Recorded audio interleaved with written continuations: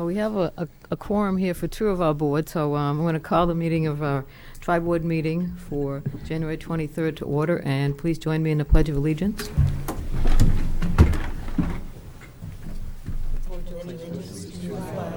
Of the United States of America, and to the republic for which it stands, one nation, under God, indivisible, with liberty and justice for all.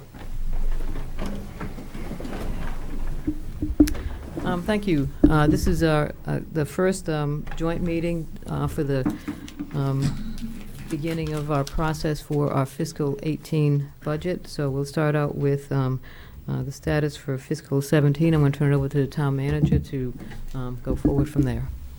Sure. Good evening, everyone, and thank you for coming out or watching this evening.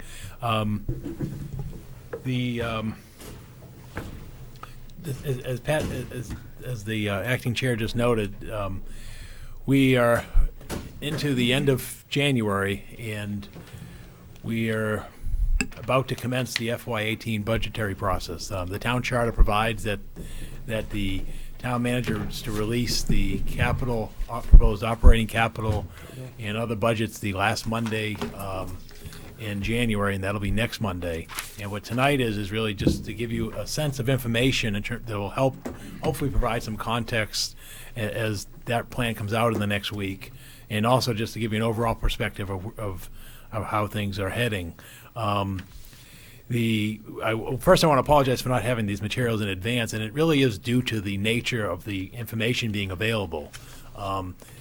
In terms of the state budget, the governor is scheduled to release the state budget on Wednesday, two days from now. I think he's giving his State of the State address tomorrow evening.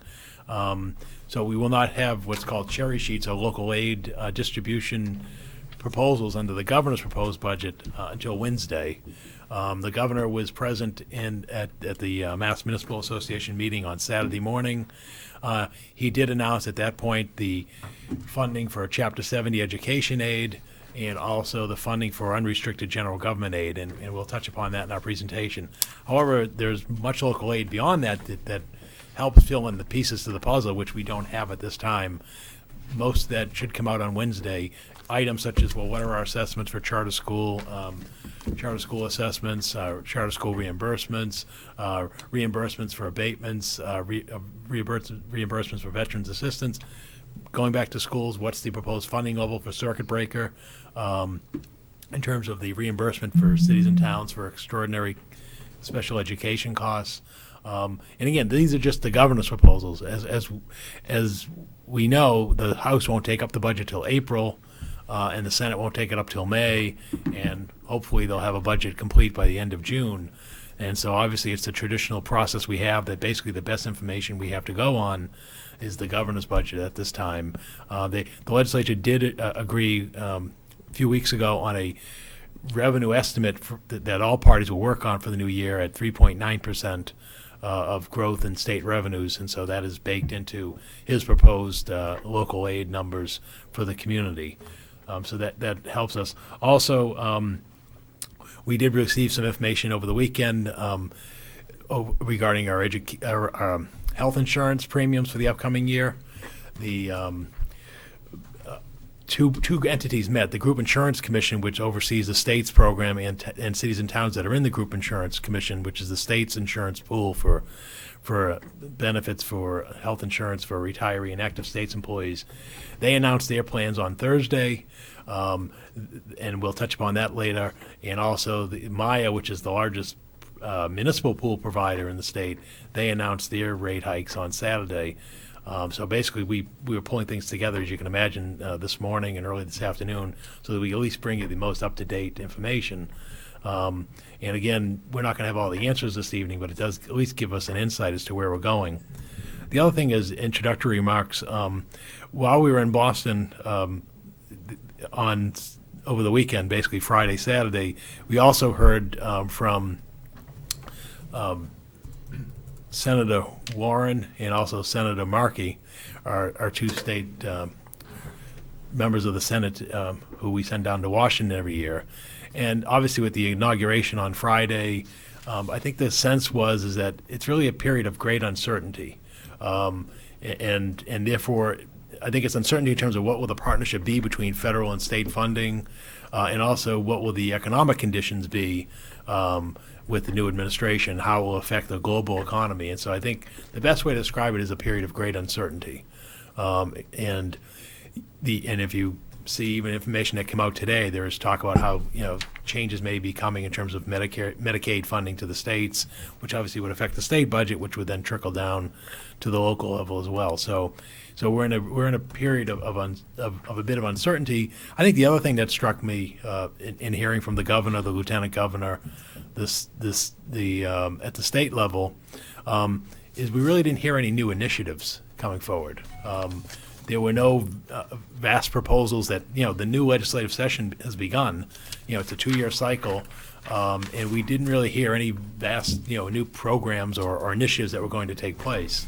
And so again, that doesn't give us a lot of insight into what will the priorities be for the next 7 months, because they'll finish their first session at the end of July. And then they'll resume what's called the session, informal sessions next January. So it really was a hard sense to get an idea of what may be coming. They sort of highlighted some of the things in the past year, such as the Municipal Modernization Act and the Economic Development Bill, but we really didn't get a sense of, is zoning reform going to be a priority? Is OPEB reform going to be a priority? Is Chapter 70 foundation budget, is that going to be a priority? We didn't get any insights to that from either the governor's people or from the administrative officials who were there. So I guess the big word is there's a lot of unknowns, but as you know, we do have known things. We have a known schedule. We know we're going to have a fiscal year starting in just over 5 months, and so we begin our process this evening. And with that as intro, as is customary, we will start this evening with Darlene Lucia giving a status report of where we are in our current fiscal year now that we're just about halfway through, just over halfway through it. So I'll turn it over to Darlene at this point. Good evening. Thank you, Mr. Manager. First, I'll just get a brief update just on where we are in our revenues. The revenues that are in this packet are as of December 31st, so they're 6 months into the fiscal year. So our benchmark would be then 50% of revenues received. So we first start off with the local receipts. Two of the biggest components of local receipts was motor vehicle and permitting. We did just receive today our motor vehicle first commitment for the year for fiscal 17. This is the one where everyone will receive their bills in early February. We will have subsequent commitments later in the year of people who have purchased vehicles after the January timeframe, but this is our first, the large one. And the number that came in was $4.17 million, which is a little bit of a modest increase of about $33,000, or about just under a percentage from prior year. So we don't see any problem making that budget number of the 4.8. We exceeded the number last year, so we should be able to exceed that this year also. If you go down that list, you'll see down, again, we're talking about permitting. We are a little bit lower than the previous year on our permitting, about 20% down from last year at the same time. But I still think that we're still coming in strong. I don't see a problem where we'll make that $750,000 budget number for permitting. We'll either make that number or exceed. There are a few people are still pulling building permits. I've checked with the building department, and we do have some projects on the books that I think will help with that number too. Yeah. Specifically, we're expecting the permit for the affordable housing on Mill Road to be pulled this spring. We expect also the permit to be pulled this spring for the housing that's going to be the market rate housing that's going to be in the center behind Brickhouse Pizza. So those numbers alone should give us the boost. What had happened earlier in the previous fiscal year, which is why we're behinding, is when you had a permit pulled, for example, at the former Stop and Shop Plaza and so forth. So the issue with permits is that 1 or 2 large projects like a Nissan dealership or those type of things can really move the numbers significantly. So, but we are expecting, as Darlene noted, some significant housing projects to be underway in the next several months. Does that include the Hunt Road 110? No, that hasn't even been before the Board of Appeals yet, so that won't be this fiscal year. Paul, I thought the affordable housing didn't pay permits. Oh, no, only David Hedison doesn't pay permits. The market rates pay, the private sector affordable housing projects pull permits and pay permits. Oh, okay. So the first part that was built, do we collect any permits there? From David Hedison's, no. Yeah. No, he makes a payment in lieu of taxes, but he doesn't pay permit fees. Right. But for the ones that are privately done, like the Princeton Properties one on Mill Road, they will pull and pay Oh, but permit fees. the rest of Littleton Road, Right, David will not pay permit fees for that. oh, okay, I thought that's what you said. No, I was saying the one in the center behind Brick House, which Yeah, is the I one heard Stanley that. project, Yeah, they'll yeah, pay yeah. permit fees. And the Mill Road one, which is Princeton Properties, will pay permit fees. Okay. But those David are- Hedison's will not pay permit Okay, fees. all right, thank you. Another one of the revenue sources, the local revenue, was the hotel and meals tax. The hotel tax has declined for about $34,000 from prior year, about 11%. And that's due to the discontinuance of the Commonwealth's emergency shelter that's over at the Best Western. So we lost that revenue source there on that rooms tax. The the meals tax is pretty much stayed. It's pretty even with the prior year, so I continue that as the same as last year. We're right in the same ballpark as where we should be on that. One of the numbers that I know that jumps out at everybody is the interest investment amount there, and what that is, and I'll have John talk a little bit to this. But what we do is we have to, we're required to mark to market, regaining the gain and loss. On the adjustment of the values of the investment assets that match the bond market. So if there's any interest rates during the month that fluctuates or declines, we have to then, John has to do a mark to market on those bonds if the bond market goes down. And he can explain a little bit more on how he goes ahead and does that. Sure, just to explain, good evening, everyone. Back in December, at the time period that you're looking at in this thing, if you think back, in mid-December, the Federal Reserve hiked a key interest rate by 0.25% in the middle of the month. And although it had been widely anticipated, and 0.25% doesn't sound like much, it was only the second time interest rates have been adjusted up since the Great Recession of 2008. So even though it was widely anticipated, it was a great shock to the system. And so since we own bonds, even though we keep hearing in the press how well the stock market's doing, when you hear that, bonds move inversely usually to stocks. So as stocks go up, and especially in a rising interest rate environment, the value of the bonds went down.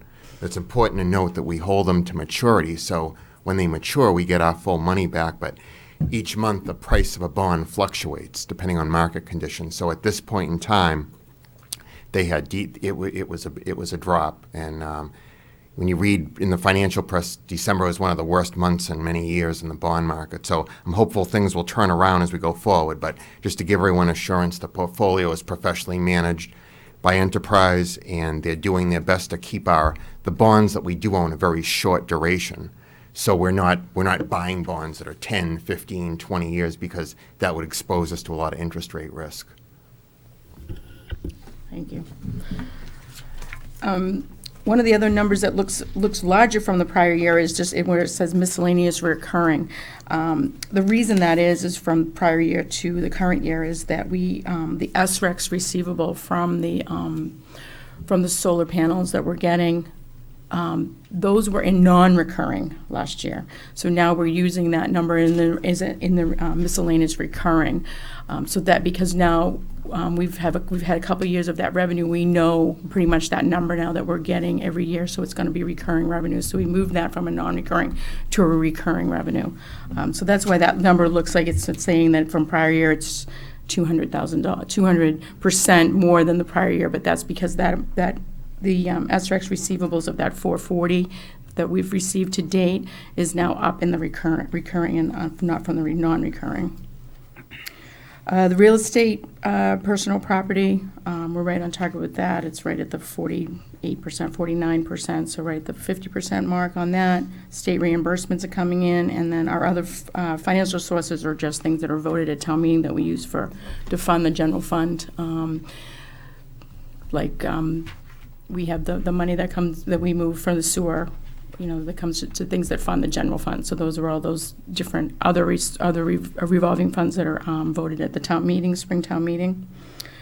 So if there's not any questions, I'll move on to expenditures if nobody has any more questions on revenue sources. But everything looks good. I don't see any concerns. I think they're coming in very strong. I think they'll continue to do that. I don't see any reason why we're not going to hit our revenue budget number. The expenditures, everything is pretty much the funding levels for the departments are right in, the 50% mark. We're really at, that's 48.8. I don't see any departments that I have any concerns about. So at this point, 6 months in, again, we really start looking at department expenditures real closely in the, April, May timeframe when people start really getting lower in their budget. But at this point, everybody's right in where they need to be.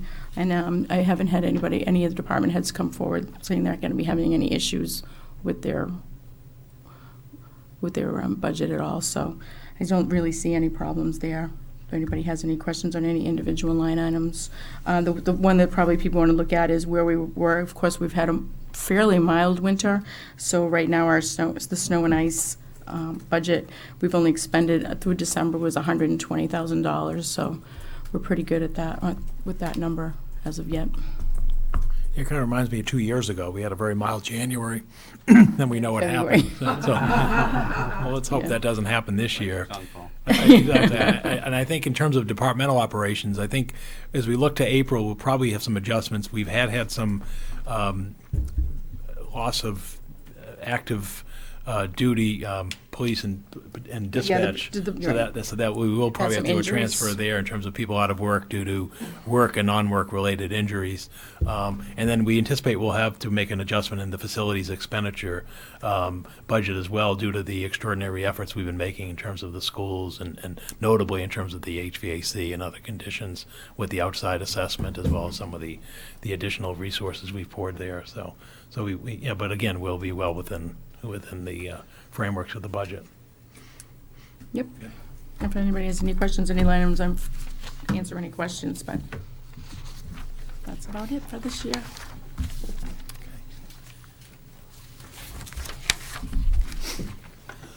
Okay, so shifting along, we're now going to start looking towards the fiscal year 18, or the budget that's going to start on July 1st. And what I've done is I provided some information to give some insights.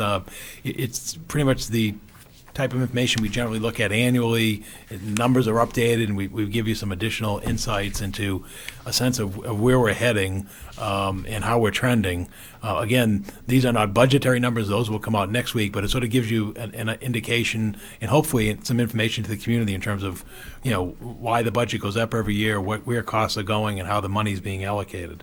So to start out, the current fiscal year, 17, that we're in right now, that we're now in our 7th month, the budget's roughly $123 million, and as you can anticipate, our largest expenditure, our largest service in this community is education.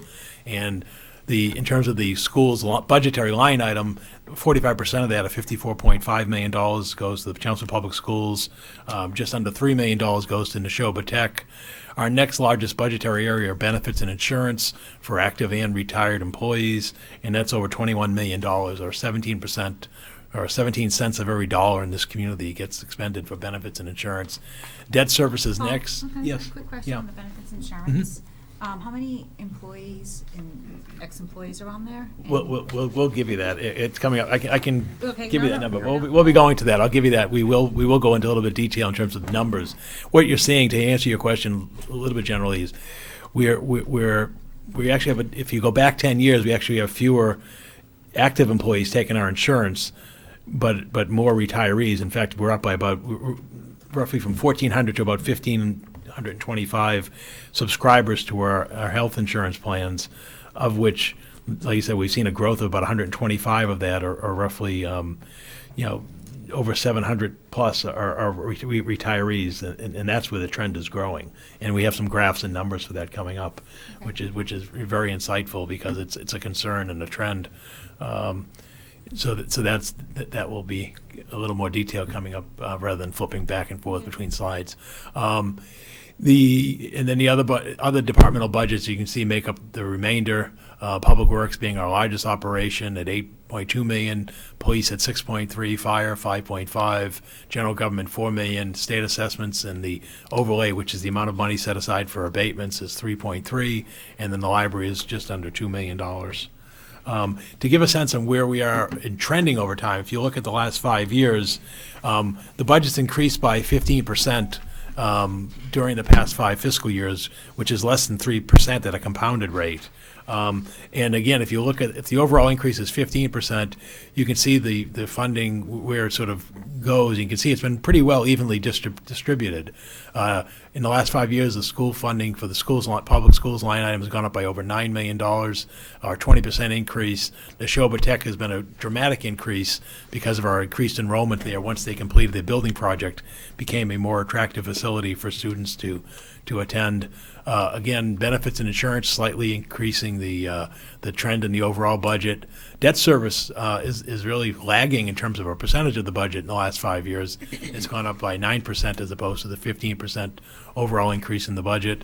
Public Works, again, 21%. Public safety, on average, with the budget growth of 1.7. And you can just see the remaining numbers. So you can see the trend basically is the budgets are pretty mature, as you can imagine, in the process, and the funding generally, it's been a level service operation now for the last 5 years. Excuse me. In terms of how the budget is funding, sadly to note, more than 3 out of every $4 in our operating budget comes from the property tax.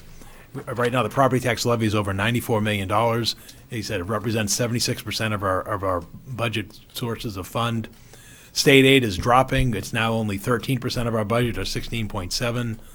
Local receipts is just over $9 million, or 8%, and available funds is 3%. And again, we'll touch upon those sources a little bit later. And again, if you look at a 5-year trend, you can see what's carrying the load is the property tax. The property taxes are up 19.2% of the overall funding source, or $15 million in the last 5 years. State aid is 14.5%. Local receipts is up by 1.5%, but on budgetary basis, and then available funds, a minor portion of the budget, pretty much is unchanged.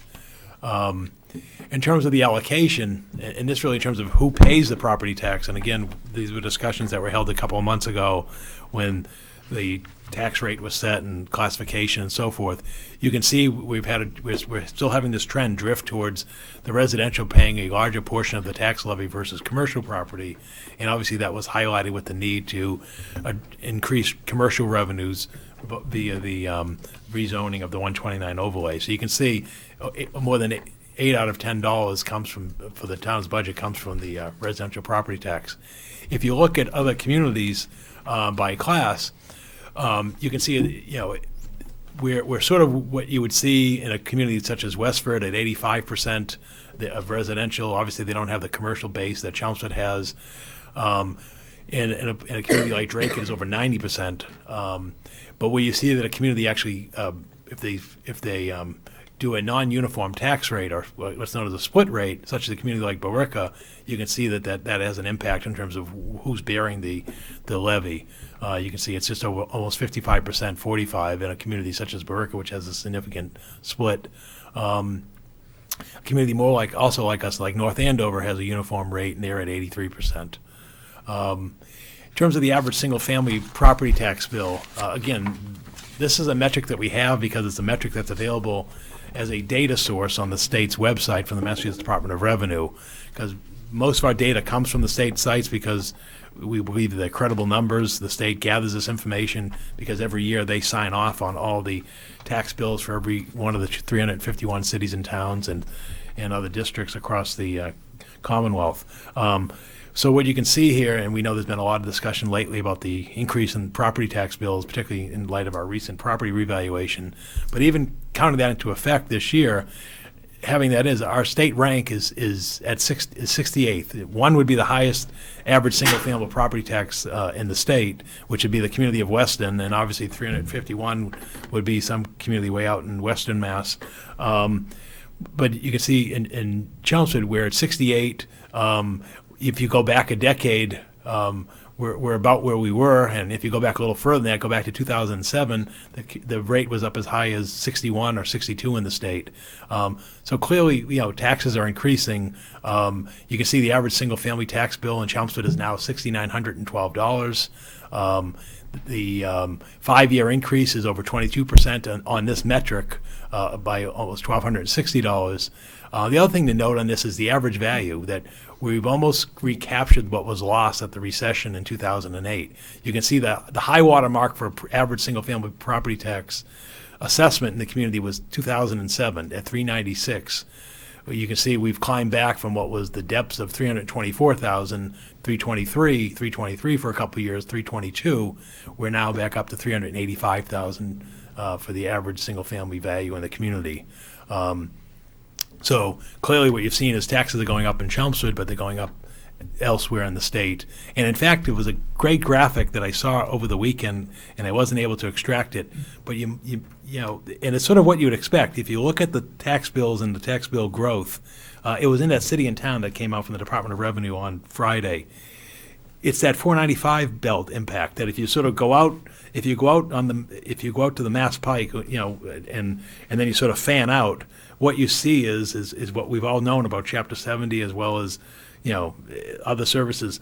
It's that group of communities and sort of bordered by Chelmsford, is sort of on the northeasterly side, and you sort of just swing over and then come back in. That's where your highest values are, and that's what you see in terms of tax bills and so forth. So that sort of gives you a sense in terms of values. I mean, obviously, once you go west of 495 and heading towards Worcester or Western Mass, you're not seeing those type of values, and are such a tax impact as well. What you're seeing is much like we've known on a lot of our other metrics, we're in that, what you'd call that technology corridor or growth corridor, whatever you'd want to refer to it as, and that's what you see in those in that analysis.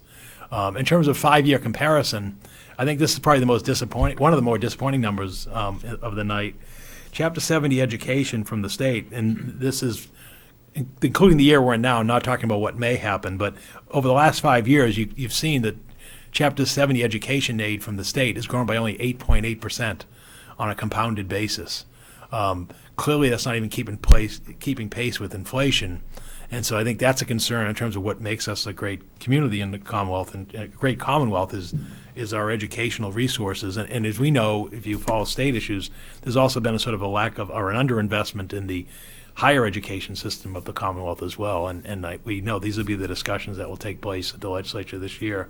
The story isn't as bad in unrestricted general government aid, but you can see that's a number that in our case is half as much as Chapter 70 education aid.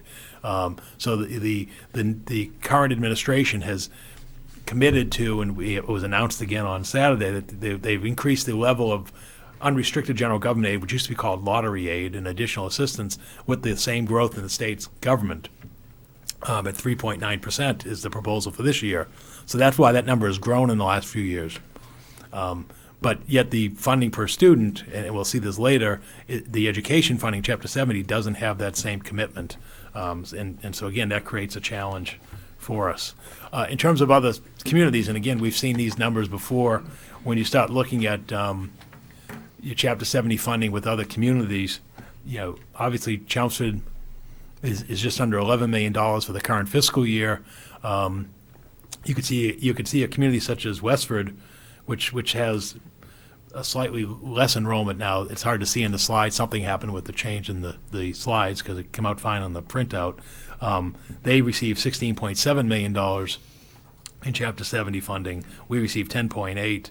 And obviously a community like Franklin, you always hear them, because they were a growth community after the ed reform law was adopted in the 90s. They're up to $27.9 million, even though they have roughly the same population as Chelmsford, roughly the same income per capita as Chelmsford, and roughly the same equalized valuation per capita as Chelmsford. They were one of the beneficiaries of the ed reform law, which basically directed funds towards the growth in enrollment in that period.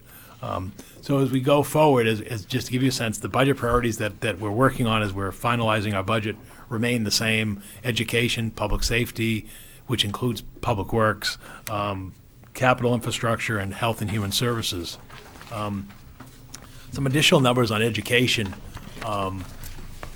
In terms of funding for the Chelmsford Public Schools on a macro level, in terms of how the state would look at it, they have under the education reform law, they have what's called required net school spending.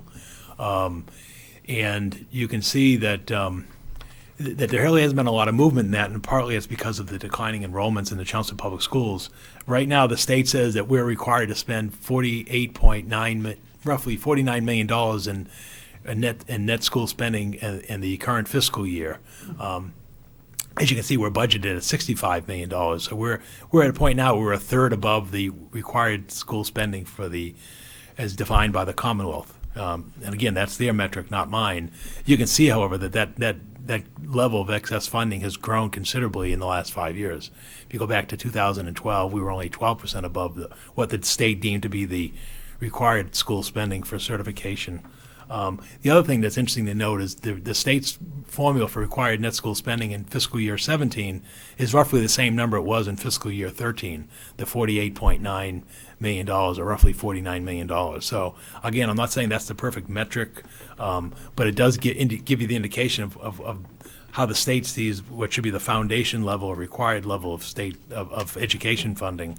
Obviously, we're exceeding that, and obviously, as I mentioned earlier, if you look at communities such as Chelmsford, that's what you would see, that you're not near the required level, because quite frankly, and this is the debate over the foundation formula, the required level wouldn't really meet adequate funding for education. A little bit more statistics in Chelmsford, again, coming from the Department of Elementary and Secondary Education website. You can see that in terms of enrollment and what they define as enrollment for the Chelmsford Public Schools, that's declining over this period, going back to the start of the decade. And what we report as number of certified teachers in the system, that's increasing. And so again, when you look at the student teacher ratio as defined by the state at the DESE website, they have us now at a level of 13.6 people. I'm not trying to claim that the average classroom in the district has 13.6, but again, it's an indicator of funding commitment and staffing and enrollments in the district at a macro level. The other major number that you see is per pupil expenditure. I think sometimes people don't step back and realize what it costs to educate a child in today's society. In Chelmsford right now, as you can see, in fiscal year 15, which is 2 years, it's a year and a half ago completed school year. So children who graduated in 2015, the expenditure per pupil in Chelmsford was $13,289. Obviously, we're spending more than that now, and you can see probably we're heading towards 14 if you were to move those numbers ahead.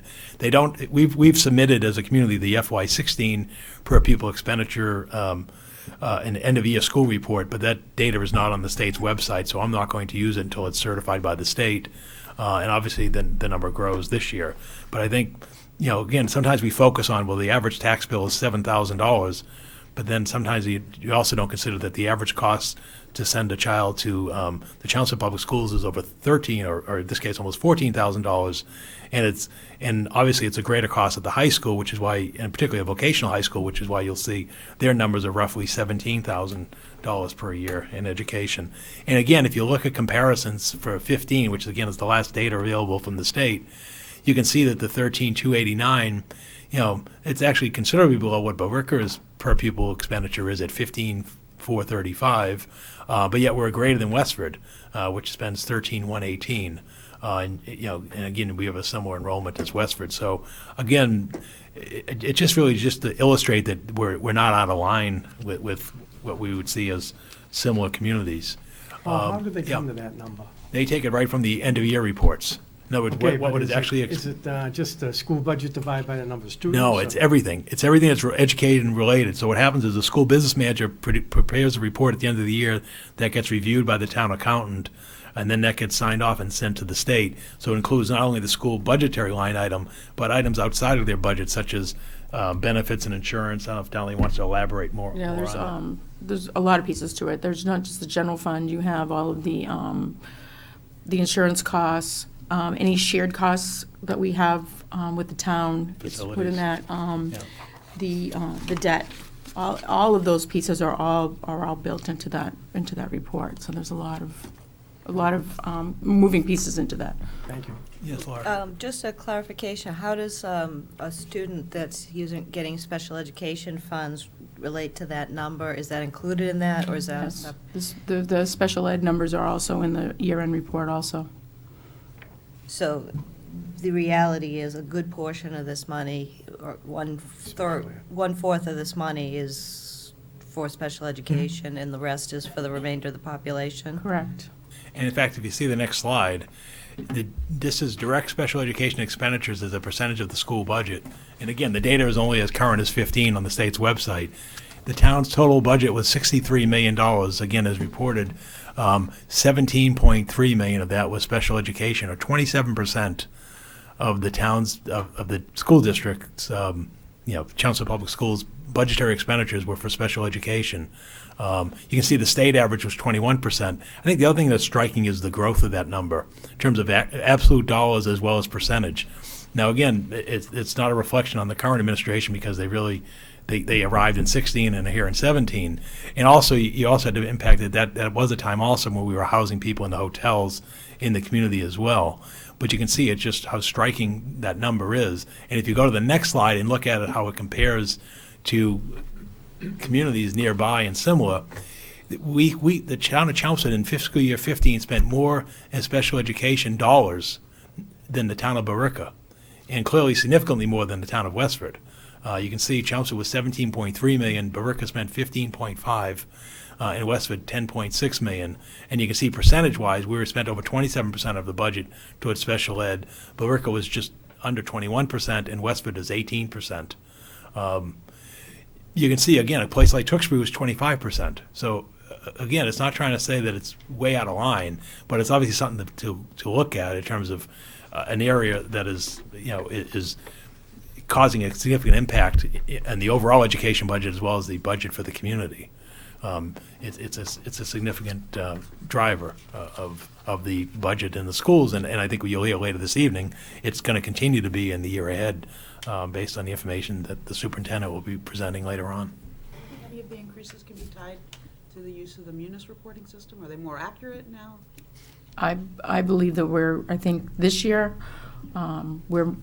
we have a much better handle on spread costs. I had that conversation actually a much better understanding of how many children I think are in our district. I think we're this year particularly, I think the administrative office has done a very good job. Is how many kids do we have and where are they? And I believe the last few years we really didn't have a good handle on it, and I think now that we do have that number, and it's a good, it may not be a very high number, but it's a good, it's a good number. I will wait, for Jay's report, but I would imagine that our expansion of the autism programs at the Byam and at the Parker, as we expand those, we're able to bring more of our students back from out-of-district placement. Costs should go down. Yeah, and we can certainly talk about this, towards the end of the meeting also. One of the factors that we look into, and I'll do a subsection of the report that I give to the school committee on the budget. A lot of it depends on what of these districts, who operates in district programming. So there are obviously some cost savings that can be realized if you can, if you have enough capacity, you have enough students in a particular need of a particular program. If you can offer the program within your district, you save costs by doing that. If you have certain students that you either don't have enough students with a particular need to operate a classroom in your district with that, sometimes it is more cost effective to send them to a collaborative or an out-of-district placement. So there are a lot of different factors, and I think one of the things you look at the different models, and it certainly is something that we compare with our special education students and programming, is what makes the most sense as far as programs to operate in district. Obviously, space becomes a consideration at some points as well, but can we provide the same or better service to students in district, which we would obviously want to do if it's cost effective, as opposed to to sending students out of district. And again, some of these districts, I could tell you, maybe don't offer any in-district programming in particular areas, and that's why you might see those costs be higher. You do have to take into consideration this, I believe, is tuition costs, so it may not take into consideration the transportation aspect. So I can break this down further in a separate report. I think from an accounting standpoint, as far as the programs and the way that we're actually tracking students, I'm very confident in the kind of the numbers that we have now. The numbers are what they are, as far as how many students we have in district and out of district. That's going well. I think the big change we've seen this year, not necessarily that the financial reporting is any more accurate, but it's much easier for us being in the same unit system as the town, as far as, being able to look at accounts and not having to do that reconciliation on a monthly basis, a quarterly basis. So the information is fresher and cleaner. So that's certainly been a plus. And invoices are being paid timely. Check those invoices now, So I guess to follow up, to see that detail, I just would like to make sure that every student is getting at least the minimum spending on them, and that when we work out the averages of who's getting special needs budgets versus not, that we're not falling behind that minimum for the rest of our students. Well, see, the way that this works, these are total district expenditures. So to Darlene's point earlier, when we were looking at the actual number that we spend on all students, that's all Chelmsford Public School expenditures, that's all expenditures that the town pays on our behalf, basically just divided by our total student population. So we have some students that are going to cost more than the Understood. average, and then Right. some students are going to cost less than the average. Obviously not, if you just looked at it as a per pupil expenditure, everyone wouldn't be at that same dollar amount. I'd like to see what the minimum dollar amount student is versus the maximum then. Could we do that? I don't know if there's any way to, There's no way, there's no To way, break that there's down. there's no way to break that down. In the year-end report, there's not a way to Right. do that. Okay. I'm not sure. I know what you're saying, You know, but there's, this is, I know what you you know, mean, but I don't- we've got so many students, what are we spending on the majority of them versus regular ed the is what you're special saying. needs, special education population, et cetera, so. You know- And I know it's hard to, because they're all in the same building, et cetera, right. and the But you also services. have different levels of services students receive. We have special needs students that receive certain services. We have English language learner students who may not be special needs, but they're receiving additional services for English language acquisition. We have, mainstream regular ed students that don't receive additional services. So it's very difficult to say, per child, how much they're actually receiving. And some curriculums cost more. I mean, an AP curriculum for, BC math might be more than an average curriculum for the regular math students. So even the upper, are more expensive. I think what's important for me, I don't want to belabor this, but what's important for me is when you look at these figures, they provide good kind of statewide average information. So it allows you as a community to kind of benchmark where you are. Are you among your peers as far as spending in a certain category? If we looked at special ed costs and we're really out of whack with our peers, that's a good kind of telling sign that you want to go a little deeper into a particular area.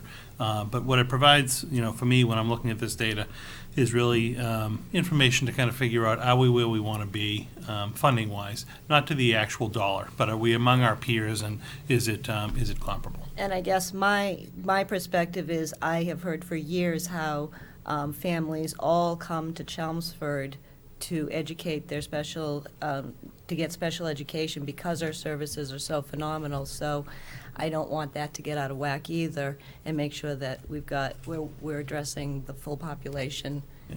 And I think that's the struggle that not only Chelmsford but all school communities deal with. We do offer incredible services for special needs students.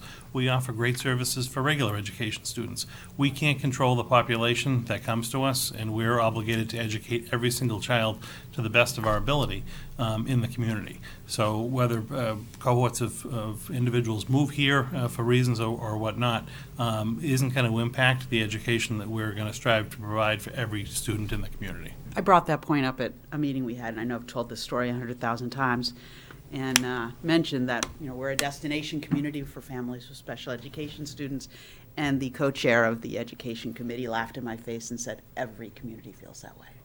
she said, I hear it every time they come in my office. So, for what it's worth.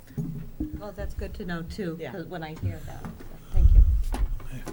And then in terms of assistance from the state, the next slide, in terms of circuit breaker, which is the state's reimbursement, you can see that a couple things that jump out of this. One is the number of eligible students is back up to 78, and you can see the net claim was $3.4 million, although you can see our reimbursement remained unchanged from the prior year with 10 more students, and part of that was because the state's percentage reimbursement they funded in the state budget, they went down from the 75%, which is the target funding level that's requested every year, to only 70%. So obviously that impacts us because that means more money we're picking up at the local level. And if you did the math, if you take the net claim divided by the number of eligible students, the average claim is $43,000.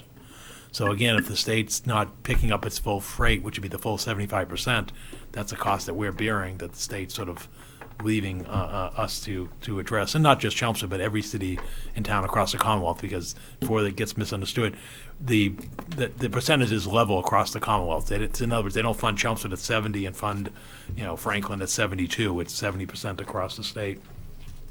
Another metric that they have is average teacher salary. As you can see now, it's up almost $74,000 for the fiscal year that ended last June. And you can see over a 5-year increase at 11.22%. It basically shows that the increase isn't out of control. I mean, that's not even 2% compounded. If you want to look at that in terms of the increase. Obviously, the average is an average. So depends upon where your teachers fall in the distribution of their tenure in the system. If you tend to have most people up at the top step, that's going to push that number up higher, depending on where you are. But again, as Jay noted, it's a metric. In terms of Neshoba Tech, Neshoba is scheduled to release the budget this Friday at their municipal officials breakfast. What I was able to get for this meeting, because I basically said, can I have some information in advance of the meeting?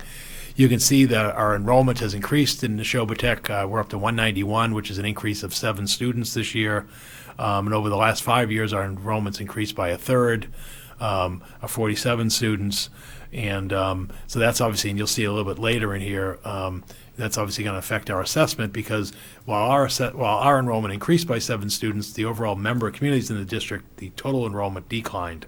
So that means we're going to bear a higher percentage of the debt service and other costs for Neshoba Tech. And you have I don't have those numbers. We'll see those numbers on Friday. I was not able to get them.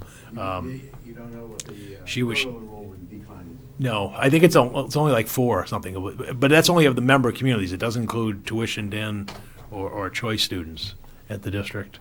But yes, we're slightly increasing as a percentage, and in a later slide, I have some more numbers. Well, on the slide, is that I'm just putting on the fiscal year 18, that would be a projection. No, that's an actual, because the way they do it is your FY18 foundation level is on the October 1st, 2016 enrollment. Okay. Because that way you have some predictability. So they take the census, as all school districts in the Commonwealth are required to take a census on October 1st of students. The number on October 1st for Neshoba becomes the budgetary basis for the subsequent fiscal year that starts July 1. Okay. And so that will be the FY18 number. In terms of employee levels, at the general government level, again, there's often talk that, people are tripping over themselves working at the town offices and so forth.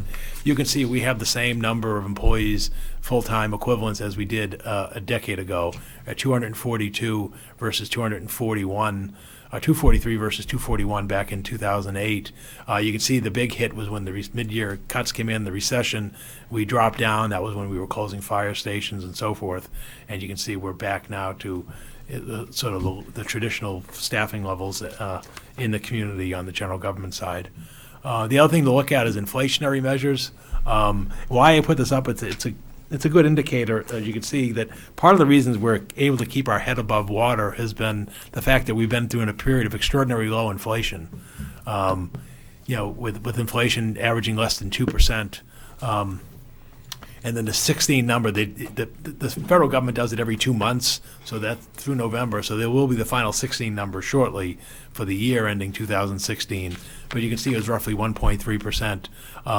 The other thing to note about this is it looks like we may be entering a different period right now with inflationary growth, which comes with the fact that we have almost full employment in the state in terms of those who are seeking work, as well as, again, the unknown changes that are happening in the economy.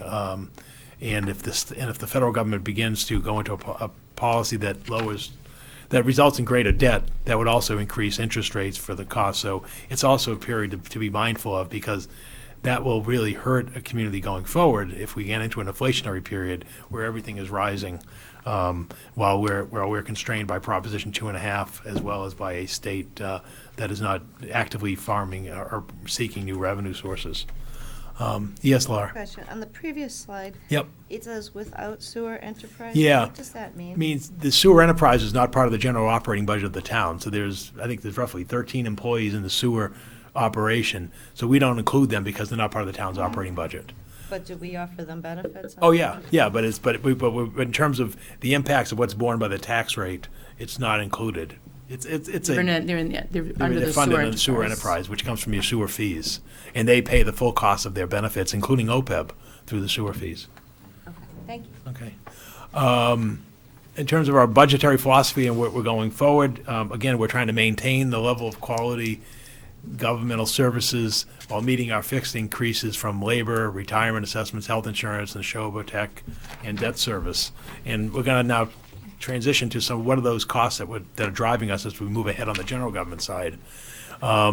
First one is pay. I mean, we're a service organization.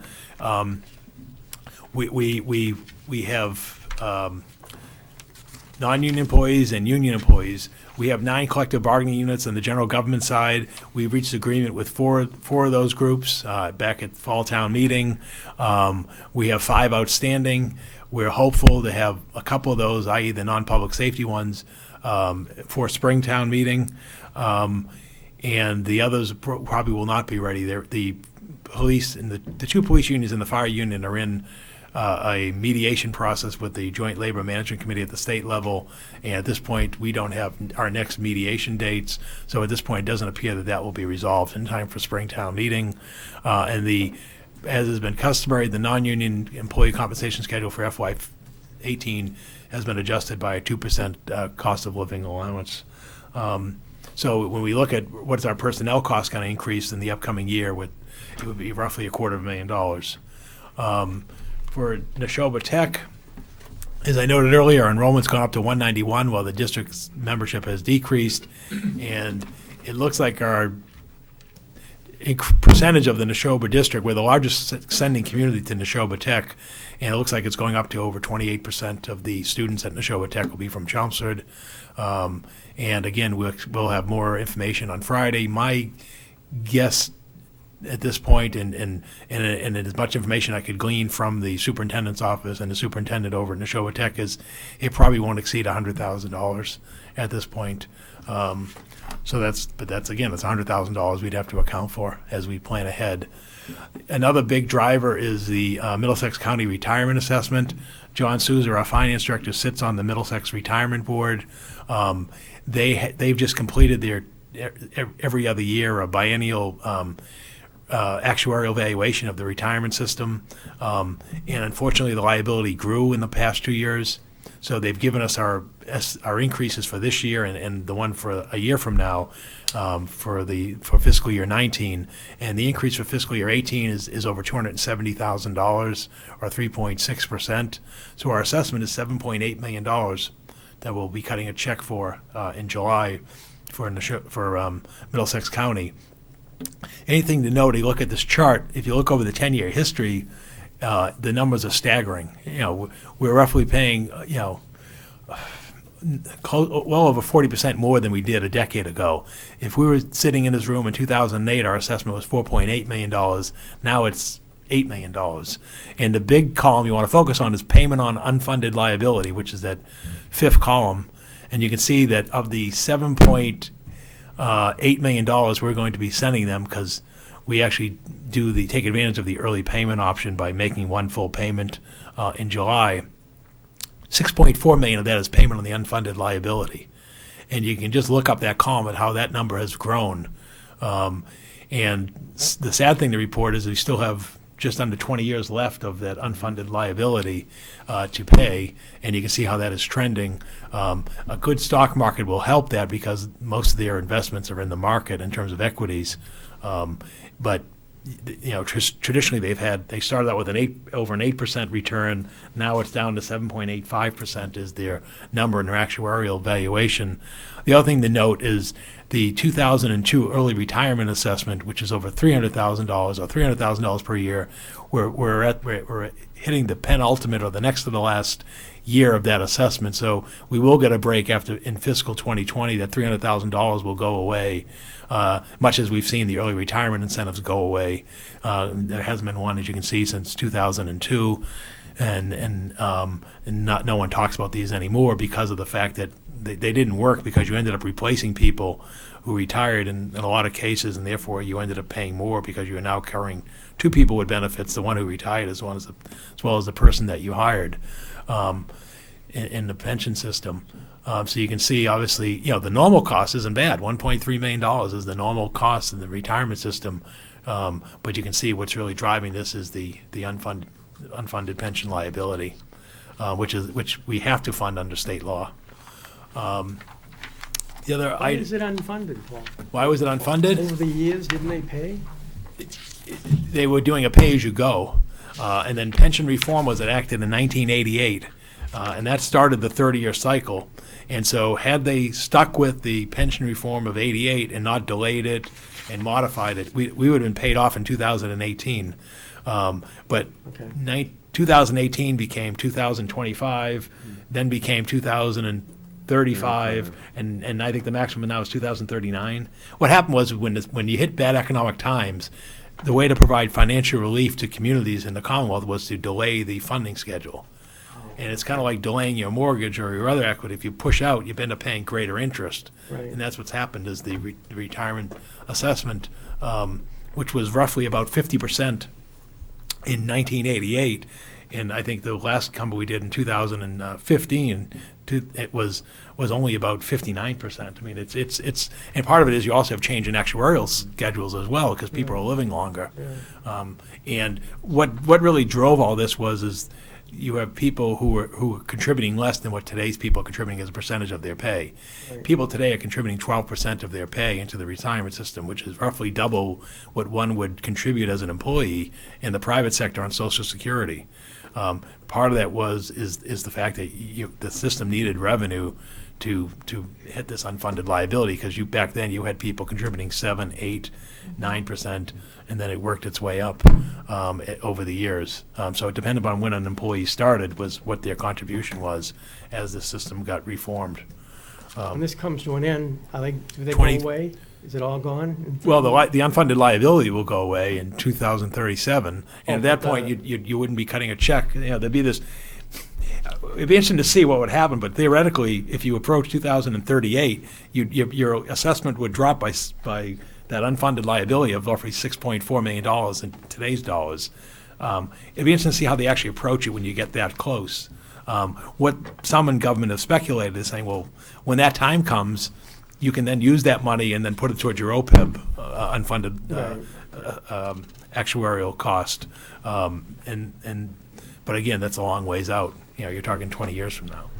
And Thank you. okay. Another issue is health insurance. We received word, as I mentioned at the outset, the average increase for an FY18 health insurance premiums for the Maya Blue Cross communities of which we're a part of is 7.45%. The range, I think, was 5.3 to 15%. The average was 7.45%.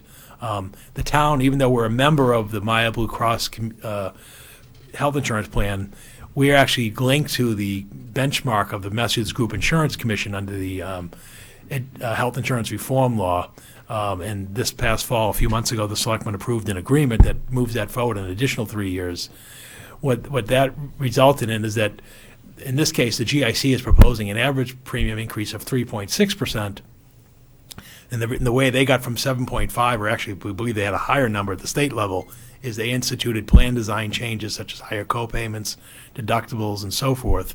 So the net of all their plans was 3.6%. Under our benchmark agreement, our first year, which is FY18 of our new 3-year agreement with the Public Employee Committee, is that we'll be the GIC benchmark rate plus 3%, and then the final 2 years, it's the actual GIC rate. So we're estimating it'll be, to be conservative, about 7.5% increase in health insurance premiums for the upcoming year. We'll also have to add in the fact that we're going to have additional subscribers, because the plan is to add additional kindergarten teachers, so we've got to factor in their benefit costs as well. So if you look at our tentative budget right now for health insurance, we're holding a number of $1.3 million for the upcoming year, as well as the increase in number of retirees, and we'll get to those numbers shortly. Here it is right here on the chart. If you can see the green chart is the total number of subscribers, and you can see back in 2008 it was 1,400. 663 were active employees and 737 were retirees. You go to the current fiscal year, that 663 is now down to 646 of employee subscribers, and the retirees has grown from 737 to 891, and you can see how that trend is going, and that's the what's seen as the red line on the screen. Now, the good news is retiree subscriber costs, since they're not family plans, they're individuals plus a plan for their spouse. If they're over 65, it'd be Medicare plus there's generally no families. So obviously the cost for a retiree plan is less than that for a family plan of an active subscriber. But the bottom line is, when you get this level of growth, we've got to budget for it, and you've got to recognize the trend over time in terms of subscribers. Yes, Anita? So my question is, Yep. how much are we paying for the retirees on, like, what's the Oh, average percentage-wise, rate? yeah, we fund 63% for retirees. The state law says you can't fund less than 50, and you can't fund more than 90. So how much is that in dollars? Like, is that $1,000? Is that a month, right? How much is that? Oh, if you look at the current Our budget's about $3 million $3 million, annually so for just- retirees. yeah. So you It's a take, round figure. I can get you an exact one. yeah, so we're budgeting about $3 million for 900 retirees. Now, So you're and the retirees, are they entitled to Medicare, like they're those required. ones? They're required to be put on Required to Medicare. to take the plan. They're required, and so some of them have supplement plans, but they're required to be on Medicare. They're required to be on Medicare, Yep. and then we're funding their Medicare plan, or we're funding this additional supplemental insurance? No, they go on our Medicare plan, they go on the town's Medicare Right. plan. We have a Medicare plan through that. And we're paying for that. Yeah, 63% of the Unfortunately, premium. it's Premium. 60/40. Yep, 60/40 plan. 60/40 split. 60/40, right, Okay. We had this discussion with the SJC case, I think, 2 years ago. right. And then for active employees, it's 75/25.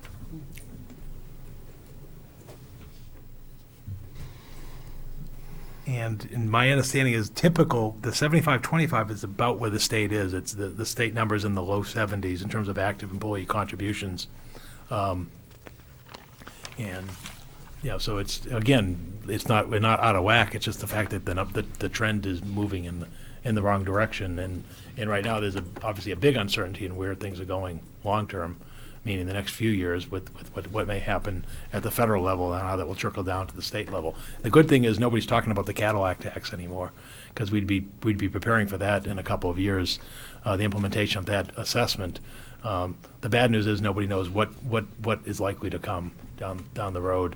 And despite the fact that Massachusetts had its own universal health care plan, doesn't mean that we're immune from it, and that was explained to us by the governor on Saturday.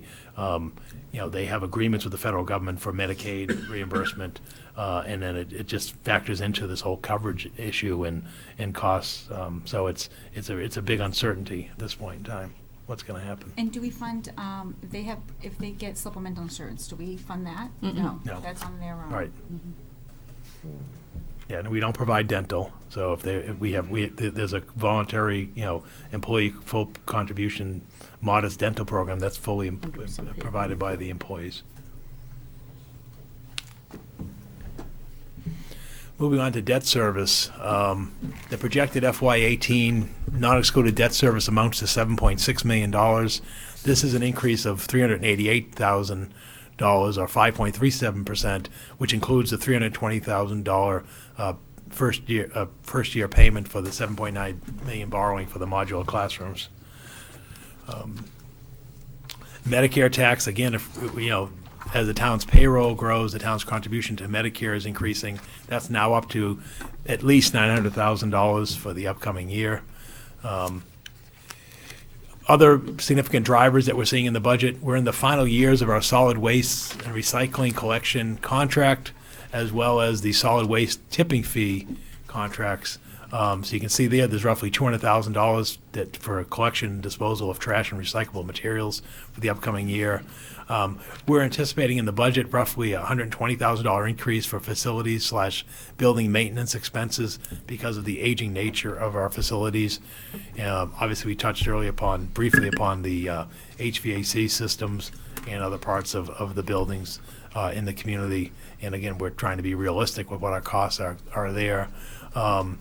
And also, we have a significant number for additional salt for snow and ice removal of $242,000. We'll touch upon that later with the whole stormwater management program that's being implemented as of July 1 by the state and federal government. So when you start pulling some of these numbers together, the increase in the pay schedules, Neshoba Tech, Middlesex Retirement, health insurance, non-excluded debt, Medicare tax, others, we're at $2.9 million on the general government side, and later Dr. Lang will speak on the school department cost drivers. On the revenue side, what's available to us in the additional levy capacity, the 2.5% of the $90 million base is $2.25 million, and then we're estimating new growth to be in a non-reval year of the $1.4 million, which is what we had the 2 years prior to the reval year. So we're looking at $3.65 million in property tax revenue available in the budget. State aid, again, we've not seen the full local aid distribution and assessments from the state at this point in time. But what we do see at state aid is the fact that Chapter 70 at $20 per student would be less than $100,000. I was generous by using a $5,000 figure just for rounding, but we will get less than $100,000 in additional education aid from the Commonwealth. Again, clearly that's not even going to keep pace with inflation. General government aid increases the 3.9% growth of the state budget, which is roughly $190,000. So overall, we'd see an increase of $290,000. Again, we'd have to see how some of those other numbers come in, such as veterans benefits, exemptions for veterans and blind, and so forth. And also, we get the assessments for charter schools sending assessments and so forth. So it's not an insignificant number. In terms of our Chapter 70 education funding history, and again, I thought it worth taking a moment to just look at this a little more. You can see what really has been, I'd say, an underinvestment from the Commonwealth. Again, using the $100,000 as the top end from the governor's proposal, is less than a 1% increase in education funding at the local level from the state at $10.85 million. You can see last year the legislature went over his increase and made it 2.61%. But you can see the years prior to that, it's around 1.25%. So we don't know how this is going to shake out. We do know that the state is revenue challenged by the shortfalls that they're experiencing in the current fiscal year. So I truly believe the number will be greater than the $100,000, but I don't expect that it's going to may not even touch last year's number. But clearly, we're bearing this cost at the local level for education funding. Won't we see a bump for full-day kindergarten, those students? Chapter 70? It's very small. Yeah, because not next You're already year. counting the Oh, kids, it's not so you next only year. get an extra half. You only get an extra half kid, and it's multiplied by the foundation number, and we're already getting more than our target share. So yeah, chances are we won't see very much there. We'll see. Generally, we'll see the $10 a head. Right. Right. 20. Well, it's only It's only half. Half a kid. Right. That's right. And then local receipts, Darlene touched upon some of the numbers earlier. You can see obviously the big driver in that is motor vehicle excise at at $4.8 million, which again was the actual numbers that we saw in 14 and 15. Motor vehicle excise tends to be cyclical. We believe we hit our peak in 16 and 17. We expect that that's trending downward. And I think if you've seen any of the market indication of what's going on with the auto industry, that seems to be an accurate representation of what's happening out there. And also the motor vehicle excise assessment is very steep. If any of you have owned a car, you know you pay a very hefty fee in your first year of ownership. Then the valuation, again, they're all set by the state, not at the local level. It drops considerably to like 68% in year 2, and then sort of levels out at 50 and then 40, and then kind of you get down to a 10 at the lowest level. So when that's why it tends to be cyclical, because in a period of slowing car sales, your revenue declines rather quickly, which is why you can see a case like in 2013, you're at 4.2, then you go up to 4.7. It tends to be a bit of a roller coaster. The other one I generally noted, obviously, the meals tax is a growing thing. We're in, again, we're sort of at, I think, probably the strongest meals revenue restaurant base in the community that I think I've seen in the last decade with the recent openings. And also we'll probably be going to town meeting in the spring to request additional liquor licenses, because we're down now to a couple licenses left. So again, that's an area of growth, and Dolly noted earlier the decline in the hotel tax is not insignificant as well. So we're seeing that trending the other way. So at this point, I'm carrying a $300,000 or a 3.21% increase in local receipts in the budget. So when you start adding up these numbers of 3.65 in property tax, 290 in state aid, 300, it gives us roughly $4.24 million, or 3.45% above the current operating budget level. Obviously, looking at school department funding, which is mindful for the school committee at the table, again, you look at where we've been the last several years, you can see that the number is roughly, right now it's $54.5 million. The increase this past year was 3.1%. Before that, it was 4% at $2 million. The year below that, it was around the 1.6 million. So you can see the numbers around the 2 million, $1.6 million funding level. And I know you're going to hear from Dr. Lane that that's not the target number that he's looking at this point on the school side. So that sort of finishes where I'm at. I don't know, Jay, if you want to go to the school thing, or do you want to go to capital? Maybe the school thing probably makes more sense. Just because it's kind of tight, it's one slide. Okay, sure.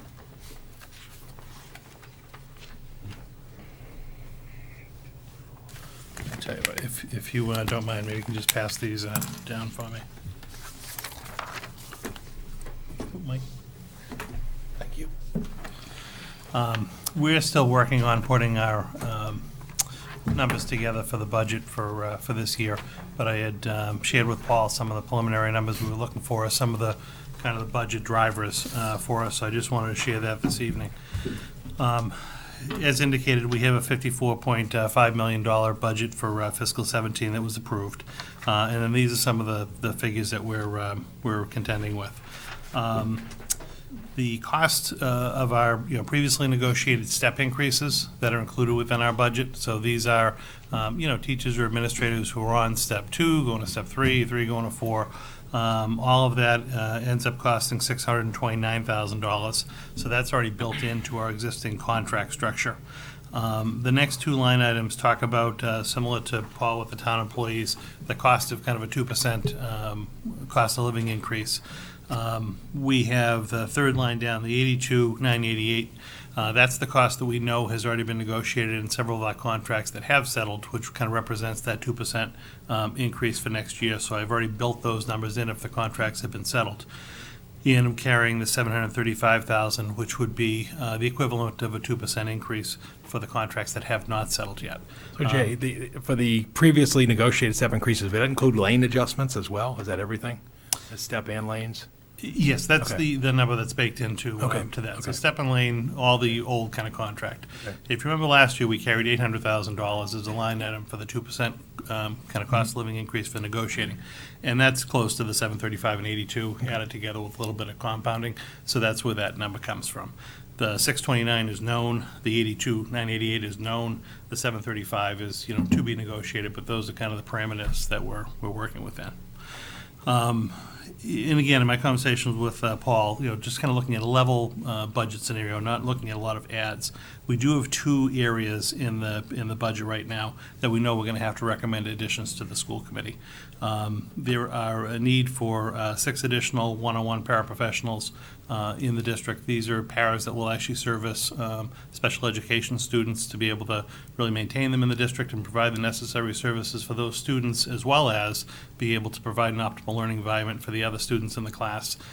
This is a necessity. So they're budgeted at about $19,000 per head. That's where the 114 comes from. And again, we've also just seen an uptick in the amount of speech pathologist services that are necessary to deliver all the speech and language services to the elementary and middle school students primarily in the district. And that's at a cost of $52. So those are the only staff additions at this point that are kind of baked into this kind of level service budget. Another variable for us is our student transportation contract is up this year, so it ends on June 30th. We'll be going out to bid in February for a new student big bus. This is for the regular education student transportation services. In looking around at market rate and what the actual just per vehicle per day rates are, I've just included an 8% increase over our current numbers. I'm hoping that would actually come in a little bit lower, but to provide a little cushion for the to-be-known figure, because we haven't gone out to bid yet, that's where that 8% figure comes into play. And then the next item is we had talked about, previously, to implement full-day kindergarten in the elementary schools, being able to provide the additional staff that's necessary to do so. In the school department budget, it's about an $800,000 figure. In the town budget, where Paul had mentioned earlier, the health benefits would be carried. That was an additional figure that he factored in on that side. But the school district needs about $800,000 to be able to properly implement that program.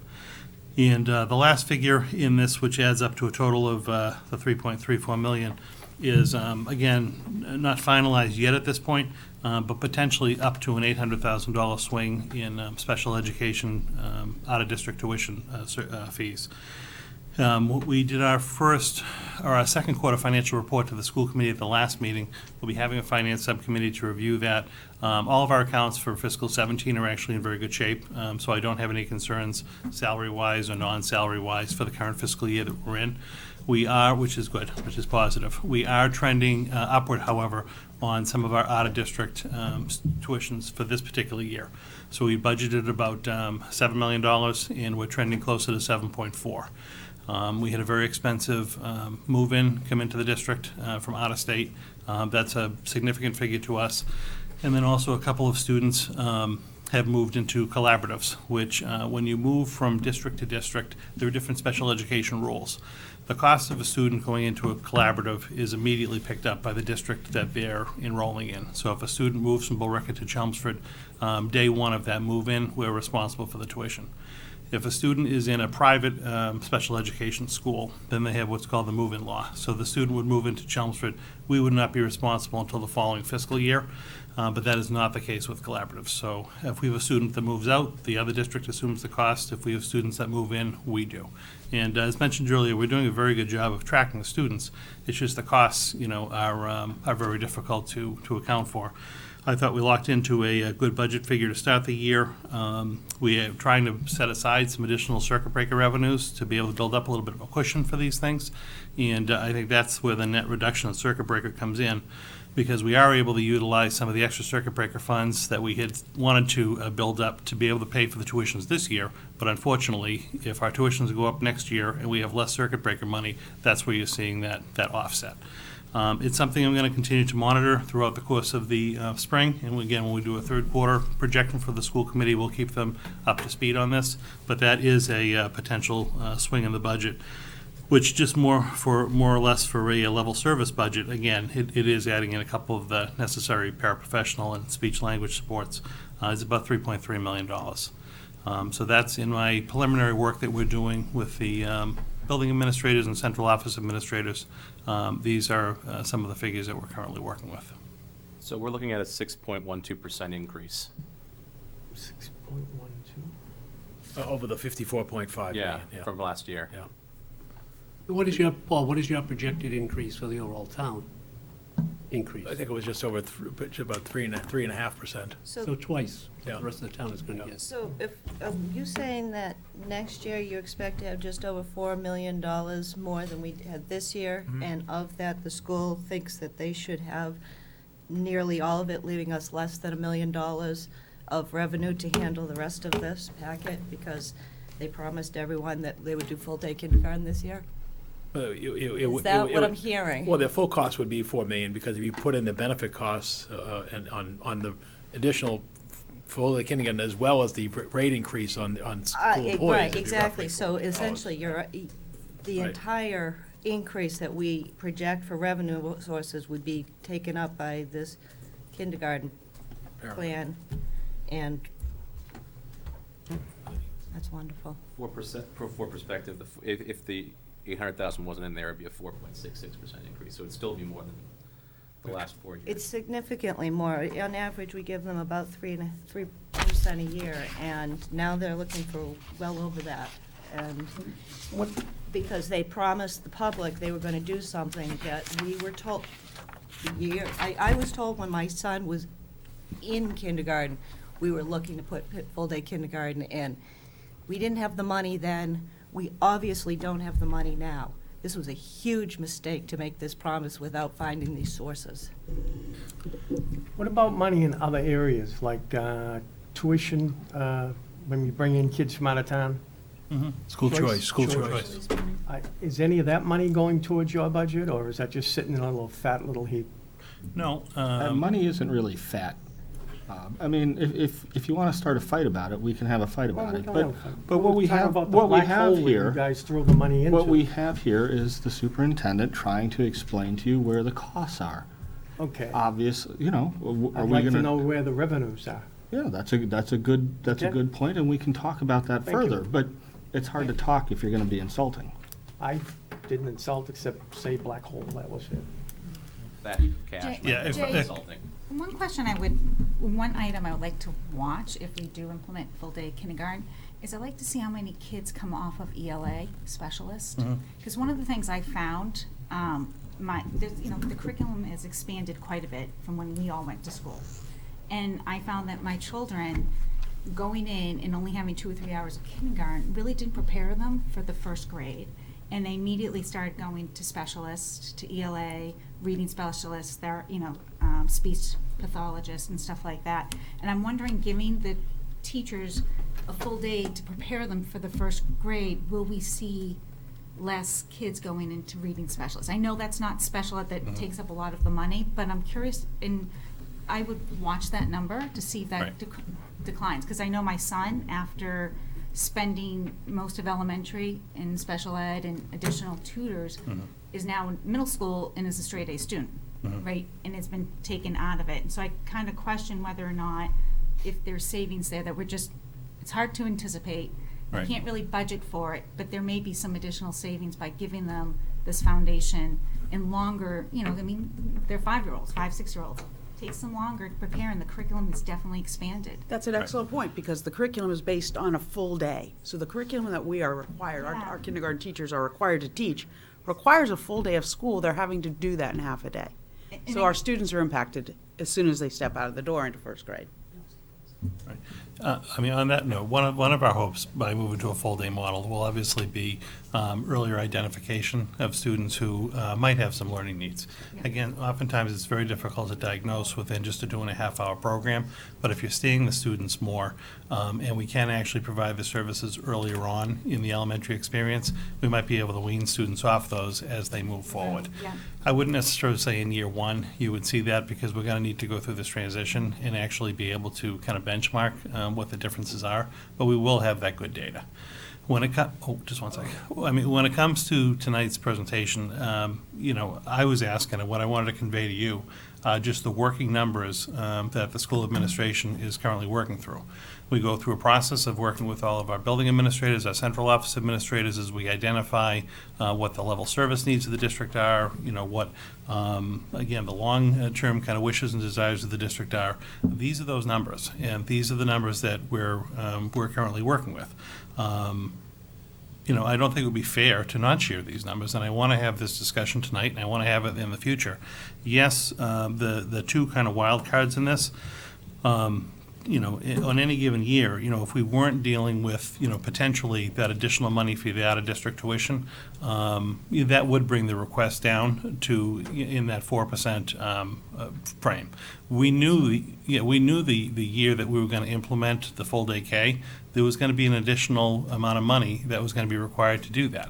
I think if that weren't on the table in the same year as that additional potential special ed money, you'd be looking at a more traditional, $1.6 to $2 million budget request. And I do think that is, kind of the norm or the history, and I think what would happen in a normal year after we get through this implementation phase. I don't see this ask being an annual thing. I think it's just compounded by the fact of the the potential $8 million swing in the sped tuition. And again, that's a number that we're obviously going to continue to monitor. I don't want to get in a situation like we kind of had to do a year ago, and set a budget and then come at you, right after the fiscal year starts and say, hey, I underestimated this. I want to be true to what we know we're tracking on real students and real enrollments and potential placements, to have those conversations up front. But to speak to that, we made that adjustment a year ago. We gave you the additional money. That got built into your budget, and now it's being asked to be built in again. So we keep making these giant adjustments for special education, and we're not the town cannot continue to keep absorbing these. There's going to have to be cuts. Obviously, we cannot continue to offer level services. We cannot continue to offer additional programs. We have to start looking at what we have now and what we can keep. This is an unacceptable budget, and when I listen to school committee meetings talking about adding curriculum for coping skills and how many more classes that is, I don't really see that we're focused on the best education for our students. I see that we're just trying to get more and more money into new programs. The stuff we have now is working. We've got great students going out there, competitive nationwide, and we need to make sure we keep those programs working, as opposed to looking at how much more we can do with additional funds. You don't have additional funds. Right. Well, and again, I think that changes the conversation. So if we weren't talking about level budget scenarios for any department, and you were talking about actual cuts to services, I think those are real conversations that have to take place as well. And we can't say we want to have the same, or to say we want to have the best, if the conversation is changing to cutting. Because even, if in the level service scenario, if we have to add additional money, which we would be required to do for the out-of-district tuitions, that's going to come at the cost of something else in the district going by the wayside. So when you talked earlier about the fact that we're actually, how much do we pay per student, per pupil for a student for program, we'd actually be then paying less. That student would receive less services for those same money. So I'm just saying we need to then have that conversation as opposed to having the level funded conversation. A question, and I may have got it wrong, but during the whole discussion over the last year on all-day kindergarten, I thought it was mentioned that the $800,000, the first year operating budget, a large portion of that was going to be coming out of your own internal funds. Right. Not just asking the town for another $800,000. I didn't No, hear that at all. the $800,000 was basically the money that needed to be added to the base to be able to provide that In addition to program. the $10 million, or $8 million, It had the $7.9. $7.9 million for the physical modular classrooms was not impacting the operational side of the program. That's the physical space that would be required so that we could conduct the program. But there are about $800,000 of school department operating costs in the local budget, that if we build that $800,000 in 1 year, if we added it, obviously that would be the base which we'd be building upon in future years. It wouldn't be like another $800,000 a year on top of that.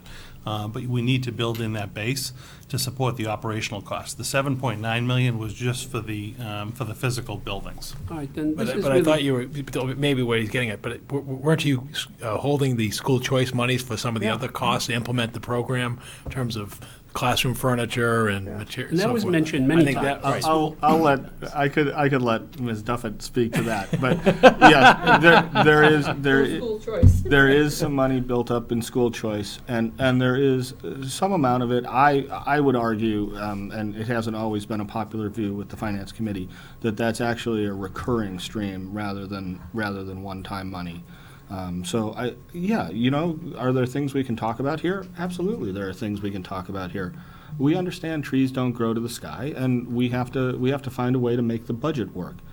But we have to have a conversation about it too. I mean, the alternative to doing it like this is to go into a back room somewhere and come out with just a take it or leave it kind of thing. So we're trying to be upfront. We're trying to be transparent about where the budget numbers are coming from and the costs. I mean, I don't even really think of it as a level service budget because we still don't have the coordinators in it. It's not like we haven't given things up already and we're still giving them up. I mean, you mentioned the extra 500,000, but that's, and rightly so that it was built in now to the base, but that's the 3.1% increase. You're getting more than level budget, because you're getting 800,000 for the new kindergarten teacher. Well, I think we're asking for 800,000 for the new all right. kindergarten teachers. Can I- That's where the costs are. Okay. We have to talk about that. Just Okay, one. I think Kathy had a question. Oh, if you want to finish, ask.